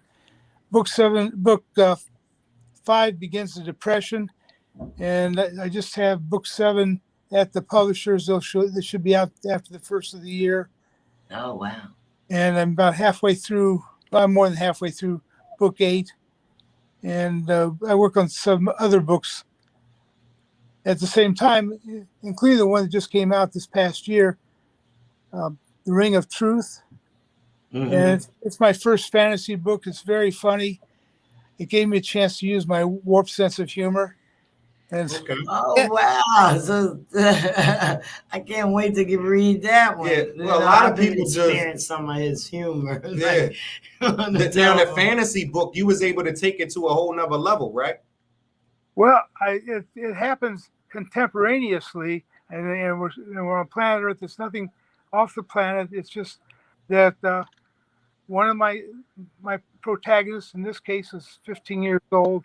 He's got a temper tantrum. His home life's a mess. The school life's a mess. The social life's a mess. And he's leaving his house one day, and he gets mad and throws a rock at the house. And he walks into the park across the street, and he meets a wizard there. Although he doesn't know he's a wizard, he doesn't even know his name. And this wizard's got a sense of humor, and he tries to deal with things with humor, right? And that is what happens in the book. So he gets angry. I'll tell you what happens. He can't control his clothes when he's angry. Oh, wow. So you can use your imagination. But the book is good. I got a very good review from Reader Views on the book, and for young adult books, they let high school students write the reviews because they're young adults. Right. And what amazed me, the first one I got, on the one you have, Janny, mm-hmm. The kid wrote so well. It's really amazing how well these kids write. Better than most of the students I've taught in high school, and some of them as good as college students. But this one has liked this reviewer has liked my Daniel series. She hasn't read it all, but she's read several books. Mm-hmm. And she chose to write a review for The Ring of Truth. And she says at the end, she said, "This book is so good, it should be required reading in schools." And that really touched me. How would you like that? How would you like to have one of your books as required reading? I wrote it for kids. That's that's what I did. Is for young But people, do but you old require people like it too. I think it'd be fine. I think there's a lot in there for kids to understand, and today they don't get the same messages that yes. that you and I got, because I don't think we're that different in age. But when we went to school, what your parents told you, the house of worships told you, the school told you, your music told you the same thing. The movies were the same thing. They still had the Hayes Commission, and you got the same message. But today the kids get all sorts of messages because they're on this instrument I'm using right now. They're online all the time and on the phone, and it's a Leave great every instrument, but it's not used well. Yeah, exactly. they're taking everything away from the book. You know, the books in the world, because they got so much information on their phone that they're not even reading no more. Yeah, And they're not getting understanding of anything. Yeah. yeah. So I'm amazed at how much, though, my youngest, he's 24 now, has learned from the cell phone and the internet. It's amazing. Mm-hmm. He has a lot of knowledge that I never had before, and yeah, it's good. Mm-hmm. I see. I did a lousy job printing my name on here. Yeah, I see you did that too. I told you. I didn't want to say anything. Well, you should have. So with your books being out there on platforms and stuff like that, has anybody like offered you like a movie deal or anything like that? You know, No, wanting to but turn one of your books into something creative, like on that scale? yes, yeah, no one's offered it, but had that request several times that I should send it to a producer, but they don't accept things, as I understand, without an agent. And I had a friend who's got a producer as a friend, and he gave it to him, but he hasn't read it yet. And it's been since 5 years, so I don't think there's much hope of that. But Yeah, I don't. there's a lot of meat in the book, and the storyline is good. And I deal with a lot of things that's going on today. The fifth book's a good example. I deal with suicide after the crash in '29. The people committed suicide, and one of the characters in the book, his father, committed suicide, caused all sorts of trouble. Wow. And then I talked about discrimination in this book, and education. Although these themes run through the book fairly regularly, education is a big one, and I'm moving more to that because education's not doing its job today. And the last one was kids who are homeless and runaways, because we have 1 million kids who run away every year, 1 million kids plus in foster care, and Okay. we have So you kids. put a lot of truth into your books. Yeah, there is a lot of truth, and the history is accurate as I can make it. Even little things. I even looked up when elastic appeared in clothes, Mm. and it wasn't until the 1930s. So it doesn't sound like very comfortable to me with hooks, ties, and buttons, but Yeah. everything had that way. Even when I was a young boy, because I'm pretty old. I grew up in the 50s, but I was born in the 40s, and my father still wore garters, to hold his socks up. That's what people did. Right. Yeah, Absolutely. they had them. I remember the garters. My mother. You know what? her You know what's side. decent though. You know what's really decent about the way you guys put books together and how y'all put so much truth inside of the books is that when us kids go ahead and us younger kids go in and we read the books of you guys and we listen to what's going on, we actually get an understanding of how we could have lived better through your adversity. You know how y'all tell your adversity. We see how we could have lived better back then, even more so. You know what I mean? That's just like I read this book and I found out that in '83 Microsoft dropped what they dropped it. If I'd have known that, I said, wow. I said, if my dad would have known that in '83, I would be rich right now. You know what I mean? If he knew that, hey, put your stocks in the Microsoft. So it gives a better understanding of how we look at life nowadays. So a lot of things happen. So now we try to take advantage of it because we listened to what you guys were saying in the books before. And a lot of people don't do that because they're not out here reading.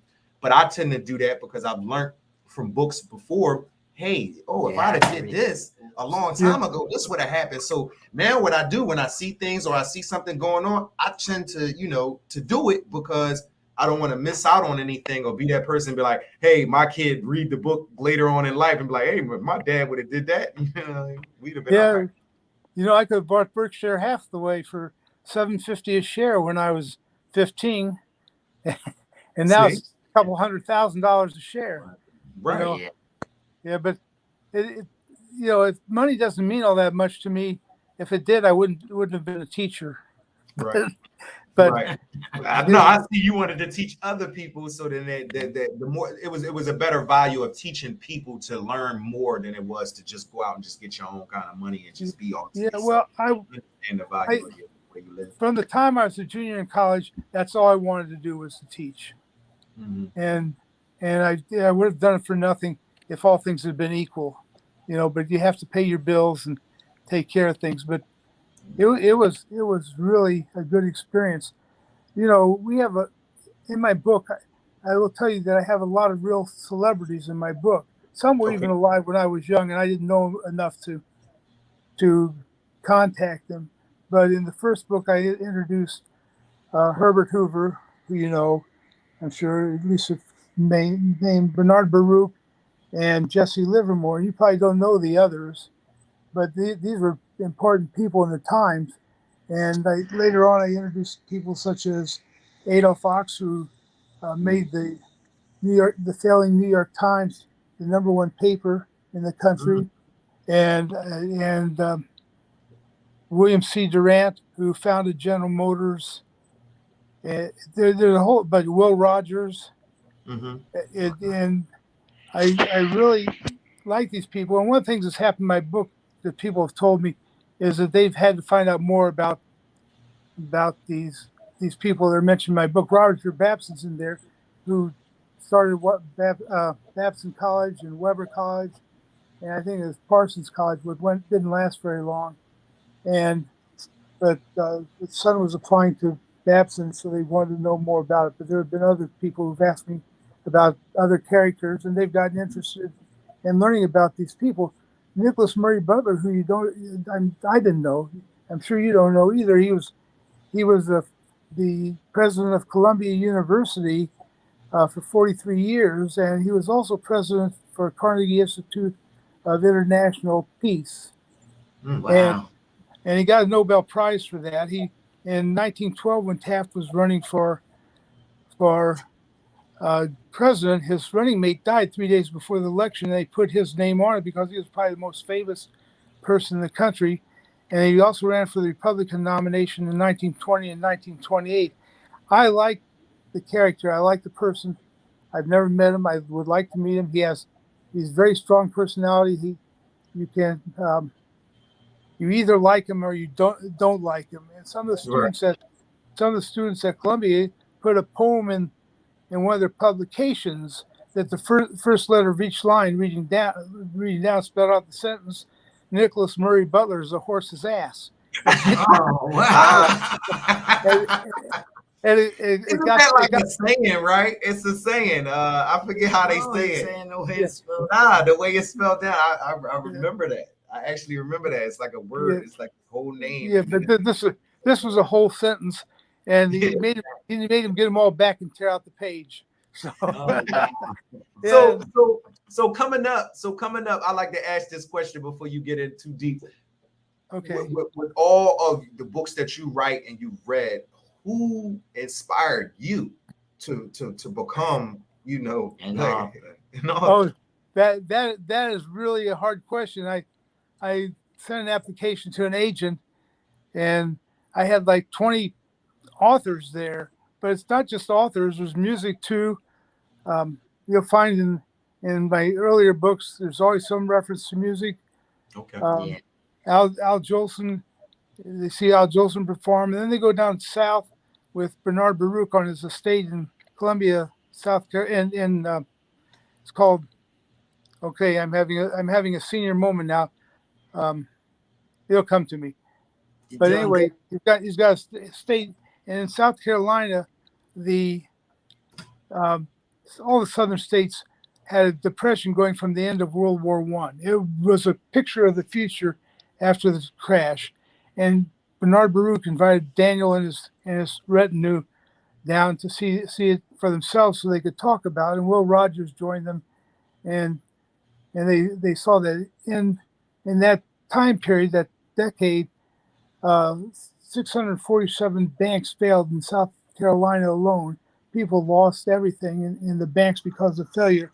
You might have your money. This happened after the crash too. You might have your money in a bank and it closed, and then you just lost all your life savings. It wasn't just the stock market crash that people were hurt. It was everything, right? It was, and I try to bring these things in, and I really like Bernard Baruch. I don't know if you know him or not, No. but he made a lot of money, and his father, he had a share of the stock exchanges, and he had $1 million. Gave his father $1 million, and he said, "Now that you have all this money, what are you going to do with it?" And I think it's from that point on that he did public service, and in World War One, he headed the War Industries Board for Wilson, and he went with Wilson to Versailles and helped him and tried to help him get the treaty approved by the Senate. But Wilson was kind of a strange man. If he had taken some Republicans with him to Versailles, he probably would have been able to get it passed, but he wouldn't do that. He was not, in my opinion, he wasn't a very nice man, but I need to read more about him. And then after that, he would sit outside the White House when he's in Washington on the bench in the park. There's a statue of him made. I don't know where it is right now. I can't remember. That's old age.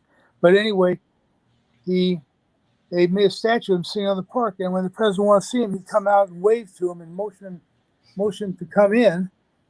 And he would do it. And he did this all for nothing. They offered him jobs in the cabinet, every one of them. He was still alive, and he died in 1964. I think he was 94 years old. And he did it. He did it all his life and never got a penny. He just lived on what he earned in investing. Yeah. And that's decent. That's pretty cool, isn't it? Yeah, it definitely is. It definitely is. Only one thing I want to know. The only one thing I want to know is where's what's the guy they call where's Hoffa at? Where's who? Where's Hoffa at? Where is he buried at? I have no idea. Right, everybody wants to know that.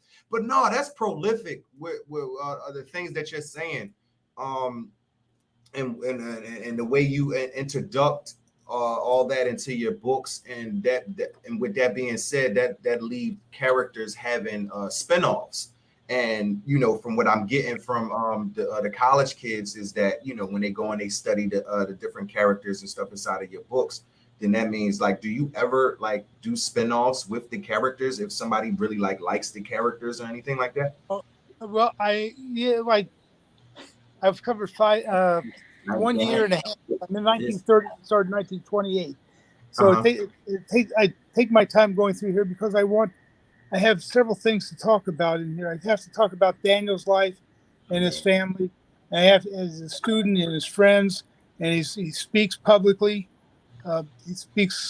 He started this when his father, he was scared about his father losing all his wealth in the stock market crash that he figured was coming. And he got really, really upset. He had a nightmare. He went over to, he was living in a boarding school. He went to a teacher's apartment, Chester Aronson, who actually turned out to be a boyhood friend of his father. And at 2:30 in the morning, he went and got him out of bed, and they talked all night and had rolls and teas together, and they became good friends. And he was worried about it, and he called Roger Babson, and Roger Babson stopped by the school to talk to Daniel, and Daniel understood intuitively that the stock market was going to crash, and he had knowledge. He just didn't know how to express it, because when Daniel gets fired up about learning something, he learns it. So anyway, his father owns a bank, and Daniel works there. His father eventually gives him the bank, but he wanted to do a speech on the stock market crash after he figured it out. So the president of the bank said, okay. And they got a lot of customers for it. And Daniel knew more than the people he was talking to. And he explained to them that the market was going to crash, and they really needed to check the facts out for themselves. And some of them did. Some actually did. And then Bernard Baruch was there, and because I think Daniel sent a letter to him and Jesse Livermore and Herbert Hoover and Roger Babson, because they'd been mentoring him. And Bernard Baruch came, and after he saw Daniel speak, Bernard Baruch had him down at his place in New York. He had home several places, and they he asked him to speak there, and all the people that were there were major people. That's where he met Adolph Ox and Will Rogers,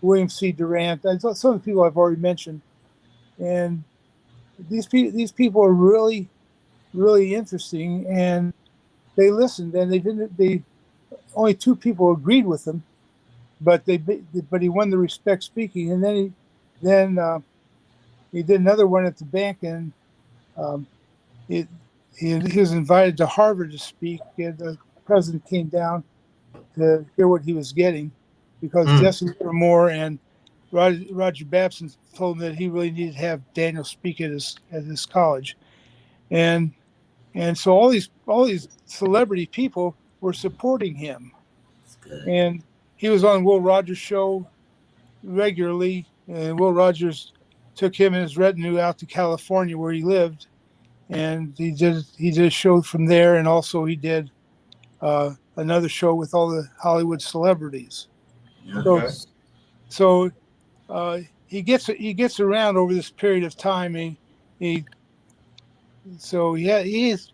a lot of connections. He's made a good connection with Harvard and a good connection with Columbia. He also has been friends with oh my gosh, I'm sorry. It'll come to me. He's a primary economist at Yale. I have a hard time with names now that I'm old, and sometimes my memory is not as well. You're saying a whole lot of names. Yeah. you know. And you got a memory like an elephant, man. I tell you, because my great grandmother, she's 1 year older than the Great Depression, so she's still alive. Well, that's pretty cool. Yeah. She's older than me. I didn't think there were people older than me. Yeah. I take care of her. She's 93. She's something else. So anyway, it was a good experience, and he became close friends with these people. And you remember Milton Friedman? Are you guys old enough to remember Milton Friedman? I've heard of that name before, Milton Friedman, yes, but I don't know him personally. He was the celebrity economist, I would say, here in the 60s, 50s, 60s, maybe 70s. And he had a column in the paper. Well, this other fellow was a major celebrity too, but he predicted that the stock market had reached a permanent high, and it was right before the crash. And he was wrong, and that hurt him. But he's written some good material. I've started some of the books, but I'm not going to learn the argot for economy. So I think if you want to talk about it, you have to explain it in layman's terms so everyone can understand. Right. Now, where everyone can find your books at? Where can you buy them? Yes. They're on Amazon and Friesen Press, and just any place where they sell books, really. Bookstores can order them. I don't put them in bookstores because for every title you put in a bookstore, you have to buy return insurance and $600 a title. Oh wow. So- But if you want a book, you can reach out to me and you can reach out to Mr. Peter Factor and we can get them to you. Yeah, and if they go to my website, they can find everything on my books that are out now. So let us know what your website is. PeterPactor.net. I also have my TEDx talk on education. Okay. So I just That don't think would be the best place to get a book if you go to Yeah, because PeterFactor.net. my wife, she loves books. Loves books. Like, I mean, she's written, read over thousands of books. So she's really like, into like authors and stuff like that. So I'll definitely bring your name past her and we'll see. And I'm definitely gonna look. I won't let it go, but he wants to read it so bad. I want to read it because I'm like, why didn't I get a book? Because I'm the one that read. I read too, but he works hard too. You know what I mean? We both work. I got like 4 jobs, so we both work hard. I'm gonna be reading because when I go home tonight, I have to record for the radio. So what I'm recording tonight is gonna run while I record, and I can read while it's running. Mm-hmm. So I have to set a schedule to read. Will you send me a copy of this? Of the show? Of this? Yes. Mm-hmm. Yes, sir. Yes, sir. That'll be really nice. I've really, you and I have talked on the phone for maybe an hour, 2 hours. Yeah, well, we're not going to stop talking. We're not going to stop talking. No, it was really been fun. I really enjoyed our conversation. So, me too. And it's really, I want to say one more thing about education, which I'm getting into more and more as my books are progressing. Okay. There are 4 pillars of education. These are in my book, but the first one is you go to school to acquire knowledge. Okay. And knowledge. Just think about how you would grade the schools on these things. The second one, you go to school to learn how to learn. I have never seen a school that teaches kids to learn. Okay. The third one is to learn. Mm-hmm. Yeah. The third, well, that's the skill they need in life. You have to know how to learn, right? You put together, skills and stuff that teach you how to study, so that way you learn. That's a skill. And the third one is learning how to communicate well, both in a written and oral fashion. Which, since this nice little instrument that I'm holding in my hand has come out, it's gotten worse and worse. Yeah, the written rule of fashion. I swear, I just talked about it right before you got on. I talked about the written rule of how to write. I mean, how to read books and stuff like that. And, people didn't understand that when you take a reference, you're supposed to keep going until that reference stops and comes full circle. Then you go back and finish reading. And it's like techniques of reading books. Even with books, you just don't read through them. You go back, read the chapter over. Take time to understand what you just read. You know what I mean? Because that's what I do. Sometimes if a chapter is good to me, I'll go back and read it again. I'll be like, no, this chapter I got to figure out what's going on. But I do that faster. I had a tutoring program. Mm-hmm. I had kids go from F's to A's, and I just changed attitudes and behaviors and taught them study skills. That's all I did. That's it. That's all. I underlined something in the book, and I want to read it to you. Well, you had something to say? I just want to give you the 4th pillar. Oh, yeah. The 4th pillar is character.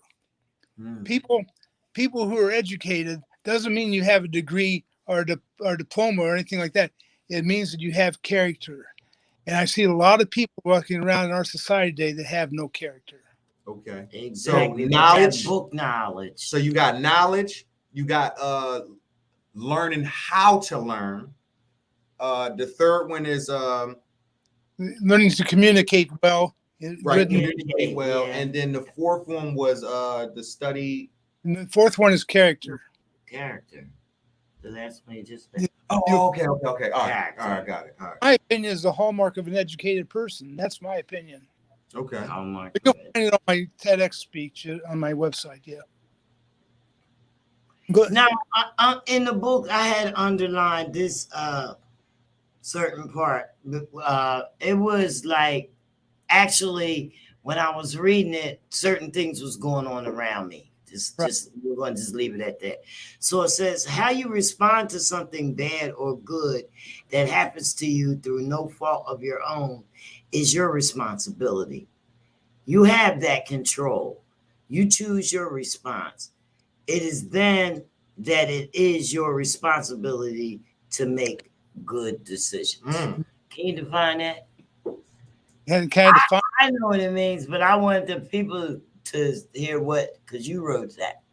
Yeah, because when I got tired in class one day, just like 15, 16, 17 years ago, I had a kid that just whined and whined and whined and made excuses. And finally I just said to her, repeat after me, I am responsible for my life. And I did that. And from that point on, I taught that the first class of every class, whether it's a semester class or whether it's a year class, the first class, I spent the whole day explaining I am responsible to my life. And it doesn't mean that you get to do whatever you want. It means that you make good decisions, you get good consequences, and bad decisions, and you get bad consequences.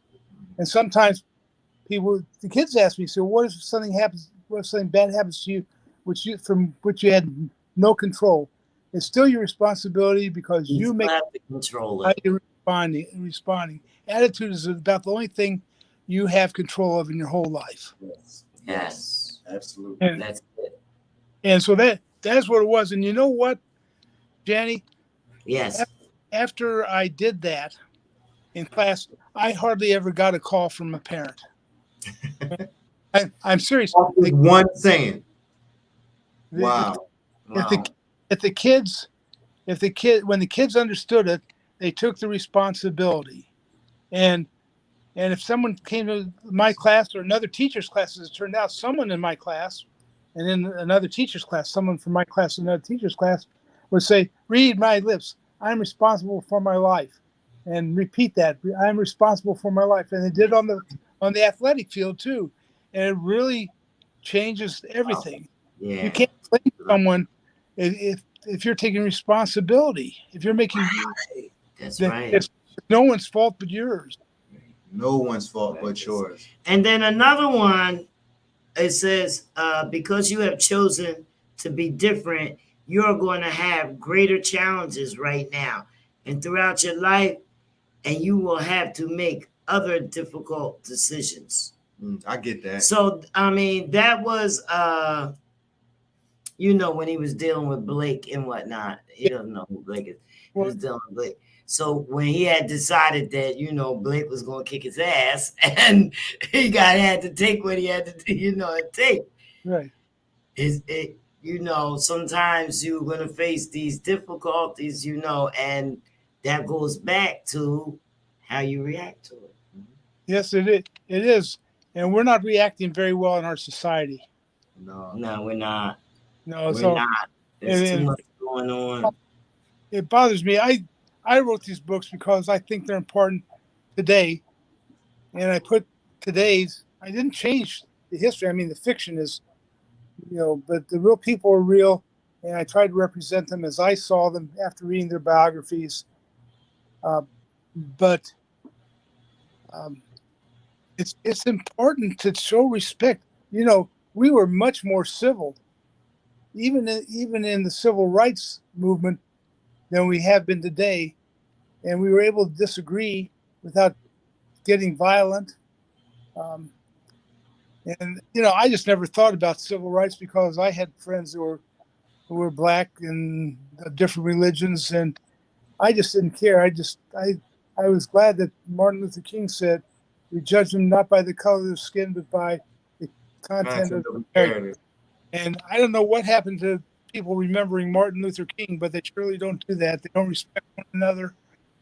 And And that's because everyone nowadays they feel as though that they matter more. Their feelings, maybe not them personally, but their feelings and whatever is important to them matters more than their, character. See, period. What happened was back then they spit in the face of of character, of people's character back then. So nowadays people they feel as though, well, we did it already like that, and they spit in our face when we tried to be humble. So now we can't do it no more. It's much more easier to fly off the handle than face the issues. Right. Yes, and it's really hard, and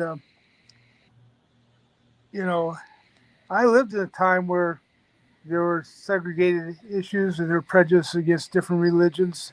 I mean, there's still those issues today, but they're not as bad as they were. I think anyone who lived through through that time of civil rights and onward probably understands that we were much better off today than we were back then. Even though we were much more civil back then. I would think so. It's unbelievable. I can't even understand people who feel this way. I never felt that way at all. I wouldn't. You know what I mean? Yeah. It's like it was way more peaceful back then with people and how they conducted themselves in a right fashion and manner back then than they do now. It's hard even seeing it being brought to attention. Yeah. I feel like it's like almost half of the stuff that's going on with racism, or maybe you might want to say segregation, should be left on the back burner. Like, it's some things that are coming up that's pointless already. They're not even true. They're saying things that aren't even true. And it's like pointless because we can't live for that now. We have to, we have to live for what it is now. And in this country, except the schools have gone crazy as a thing in Loudoun County in Virginia. That was unbelievable. I don't know if you're familiar with that. Yeah. But that they're not educating the kids, and if they don't have character, they don't have an education, in my opinion. No. Yeah. So what we're gonna do is we're gonna read this book. We're gonna pass it around. I'm gonna read it. You're gonna read it. Michael's gonna read it, and anybody else. I really need my grandchildren to read it and my girlfriend to read it. I got a whole long list of people that need to read it. I want to keep them, going to your website so that we can see if we can get some more of these books out, because if everybody's got to wait on me for the one book. No, we're not waiting. I'm going out to get that. Well, there's also an ebook. Yeah, they do. We do the ebooks, all that. Yeah, they all do the ebooks. Yeah. So I put them on my cell phone because I read them over and over again, because sometimes I do these interviews, and you have to know what's happening, and it's gotten harder because my books have gotten more characters and more. Yeah. See, what we do is we sit at home, and right before bed, we'll pull out our iPads and let the ebook talk for us and tell us the book and tell us what it is, and it reads the story to us. Well, that does do that for all books. It just reads the words. No, it reads the. No, you can set the reader. You can set it. Yeah, you can set it on phone. It'll read. Well, it'll read the book for you. Well, that's going to be funny because I have words in there that. I have a big vocabulary, and I have words in there that people aren't going to know. Yeah, and the foreign words have come into English, and sometimes I even make up words which you can understand. Right. No, that's good. That's what I do. Yeah. Listen, Peter, listen, this is what I do. I sit down when I read books, when I read them, I'll take words out of there that I never seen, that I heard that's extravagant to me, and I'll write them down. So sometimes that's what takes me longer to write the book, because I'll be like, oh, I've never heard of that word before. Oh, and I'll put it in my back of my book. jot it down, and then it's something that I reference later, education. understand it and learn the word. Yeah, So. but you know what's really interesting is I have a hard time spelling because I know 3 foreign languages. Okay. And so German, for example, it sounds like English. A lot of it sounds like English. It's not spelled the same, and I get them confused sometimes. I was at school. I had to write a comment for every one of my students. That's what we do in private schools, at least the ones I've been in. And he gave him to the advisor, and he came up to me one day. He said, "You want to send this out?" And I read it, and I said, "What's wrong with it?" And he starts circling words, and half of them were German, and half of them were English. I couldn't tell the difference, you know. So that just tickled the mess out of me. Hey, Mr. Peter, do you have any shout outs you want to give out? Because we coming to that. We ran a little bit over just for you, you know. But do you have any shout outs you want to give out? Anybody that's been in your corner, that's been helping you along the way? Say hi to them. I got some support friends here who have read every one of my books and give me feedback, and I think the list would be long. In particular, I'll give you 3 that have been with me constantly: Monica Odesky, Jeff Johnson. Sounds like an alias, doesn't it? And Warren Ain. But he does sound like an A-lister. And I have to say, my editor at Friesen Press is really good. I mean, we don't always agree on things, but she got me so fired up about grammar that we had arguments about grammar. And I had one. I had something that I questioned. I said, "This is." I had 3 grammar books in front of me. It said that I was right, and she said, "Yes, but we do not use this in publishing. We use the Chicago Manual of Style." And so Chicago Manual of Style, you do it this way. But she made my writing better. I mean, in 2 books, really. You'll be amazed as you read the book. You'll see the one you have. You'll see how my writing improves. And it's a first book. But I'm going to tell you, it's still a good book. But I thought about rewriting it, and I said, no, I'm not going to redo it. It's the first book. Let it be what it is, because I read Schiller's play. Already, it's great already. Yeah, well, thank you. But Schiller is one of the major German classic authors, and I read every one of his plays because I really like him. He's obsessed with what makes people free, and the first one wasn't really good, but his last one, William Tell, was incredibly good. And he has some in between that are really good. You can see how it develops. And I just decided to leave it as it was. Right. Okay. Well, we're gonna try to spread the word on everything, and I want to make sure that you keep calling me on the phone, check in on me. I'm gonna check in on you. Yeah. Continue this conversation, and it's just been fun. It's fun. How'd you like your first podcast? I my first with you, but I really had a good time, and so I hope you did. Did you have a good time? Yeah, most definitely. We can have you come back on. We could talk for a whole hour. We can. I'll be glad to do that. You know, we should go out for lunch sometime. You're in New Jersey and I'm in Texas. Yeah, we can do that. We've been sticking candy in our mouth. Yeah. But I ate the fried chicken before you got here. We got friends out in Texas. We'll come out there. We come out there. We definitely give you a ring. So that'd be fun. Yeah, that would be fun. We almost was out. We were supposed to go out to Texas for November 13th. For November 13th, but we had some things that came up, so we couldn't attend. But man. We don't know the area, but yeah. Well, Texas is big. It's not like New Jersey. We might be on the other end of the boat. Yeah, my family. I came from Indianapolis. It's farther across Texas than it is from Dallas Fort Worth to Indianapolis. Oh wow! That's great. So it's just huge. You can't imagine. Let me ask you one question before we go. Yes. Could you spell your name for me? His name? Mine? Yes. Oh, well, my name is Darice Gardner. Darice Garden. Darice, yes. Okay. Darice. Like Darice, like Darice, but it's Darice. Okay. Darice. Mm-hmm. I like the rice. I like the rice He's too. the rice.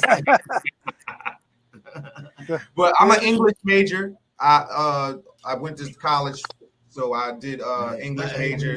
So I write books and essays and stuff like that. Know about and I do proofreading too. He doesn't know that you're a lyricist. Yeah.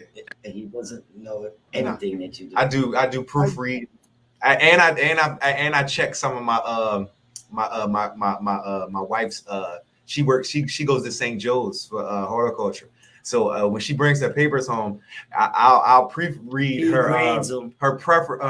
her professor's writings, and I'll be like, "Yo, he wasn't supposed to use this. He wasn't supposed to." She'll take it back. So I'm like, you messed up in some of the stuff that she was doing. He was like, "Well, what do you mean?" She was like, "Well, my husband he proofreads." He was like, "What?" So yeah, I do a lot of proofreading and stuff like that. The rule is the teacher doesn't have to be perfect, but the students do. Yeah, you're right. Wow, you're right. The teacher does not have to be perfect. Nope. The student does. Yep. Oh, I'm gonna sleep on that one tonight, Mr. Big. Yeah. Yo, we appreciate you. Really, Peter. We appreciate you coming through. We appreciate you talking and giving your insight on everything, and we're happy that you came through, and all our listeners are happy. So much. And we hope to gain more from you, and hope to see you back on the show so we can talk more. We're not done. We're not done because I only touched the tip of this book. He's got you got what, 7 more books? So I've got making. I've got some that are no longer in print, and they're not possible to get, I don't think. But oh wow! But I wrote one for teenagers. It's on.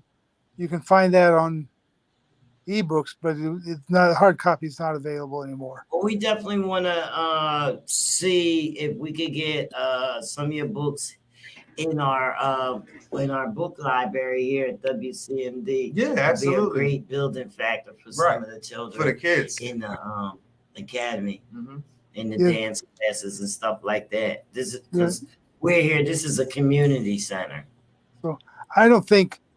Yeah, I'll be glad to help you out. I don't think the books are made for designed for people under 12, but they might be. Oh no, Michael. We have Michael Shell over 12. Michael Shell is is a prolific kid. He reads books. He understands them. He will love this song. He's 11. He will love this book. He's 11. He'll be 12 in December. Yeah, well, they can. He's already. Guess what grade he's in? He's already in high school. Well, that's the way it should be. Why should a person? This is one of my questions in my book. When you get to it, why should someone be in 7th grade where Daniel is just because he's 12 years old? That's right. Daniel's moving on. And the first day, because Janny, you read this already. And the first day in class, he asked for harder classes. Remember that? Yeah, and they couldn't stand him. Yeah. And Michael would love this book. He would love this. Probably book. This book will probably set him straight. Michael. This book will probably set him Michael straight. Read it before you. It probably has set him straight because he needs a good book. I tell you that. I think the books are good. I do bring up things that I try to do delicately that might be offensive to some people, but it's good. So you want to go home? Well, yeah, he's got to go to the bathroom. I told him don't sneak out yet. Yeah. Well, we're on borrowed time anyway, so we have to get off. Hey, listen, I love that you came out. You talked to us. Podcast it was wonderful. I love it. It was fun. You guys are natural to talk to. Thank you. You know, keep it as real as possible over here, man. You know, I don't want to give you nothing fake. I don't want to give you nothing fake. I'm gonna let you know I'm smart, but I just keep it real. You know what I mean? That real Well, down to earth. I do have a lot of things in here that are, That's Daniel. are He's really Dan. really He's valuable. Daniel. He's Daniel. He's a little old for Daniel. He's a little Daniel. So a Yeah, little well, bit of Daniel's in him. yeah. Well, what's interesting is Daniel. If I live this long, when we get to World War II, he's going to be old enough to serve, and all his friends will be old enough to serve, and his kids. He's got.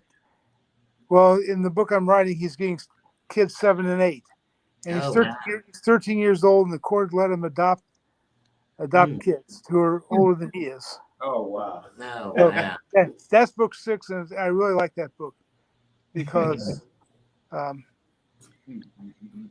it's amazing. Kids can do incredible things, really. No. And if the schools and other adults would stop telling them they can't all the time, they can't do this, you can't do that, or we don't have time to do this, they would be incredible. I've seen in my 50 years, I've seen kids that would blow your socks off, and they would have been worse. They would have been even better if they hadn't had adults holding them back. Facts. I love what you just said. It was one of the most key points to everything. Yeah. The parents hold them back. Well, okay, so guys, make sure you go to peterpactor.net here on the screen, and you can also find his books at Freezing Press on the bottom of the screen. You guys, thank you, Mr. Pactor, Mr. P, as I call it, for coming to the podcast. We're going to talk soon, and as soon as I finish the book, we can talk some more. Yeah, it'll be time to start the second one. Yeah, we done start the second one. It won 2 awards, Janny. And 2 awards. Wow. That's huge. That was amazing after my first one. First one's good. It just could be written better, but No, I think it's good for a first book. It's very excellent, actually. So we have to be getting out of here, and I want to thank you. Thank you again so much. I'm sorry we had the confusion at the beginning. I was sitting here. We're learning new stuff. You know, but this was good. You were worth waiting for. Thank you. So are you. So, have a good evening. Thanks.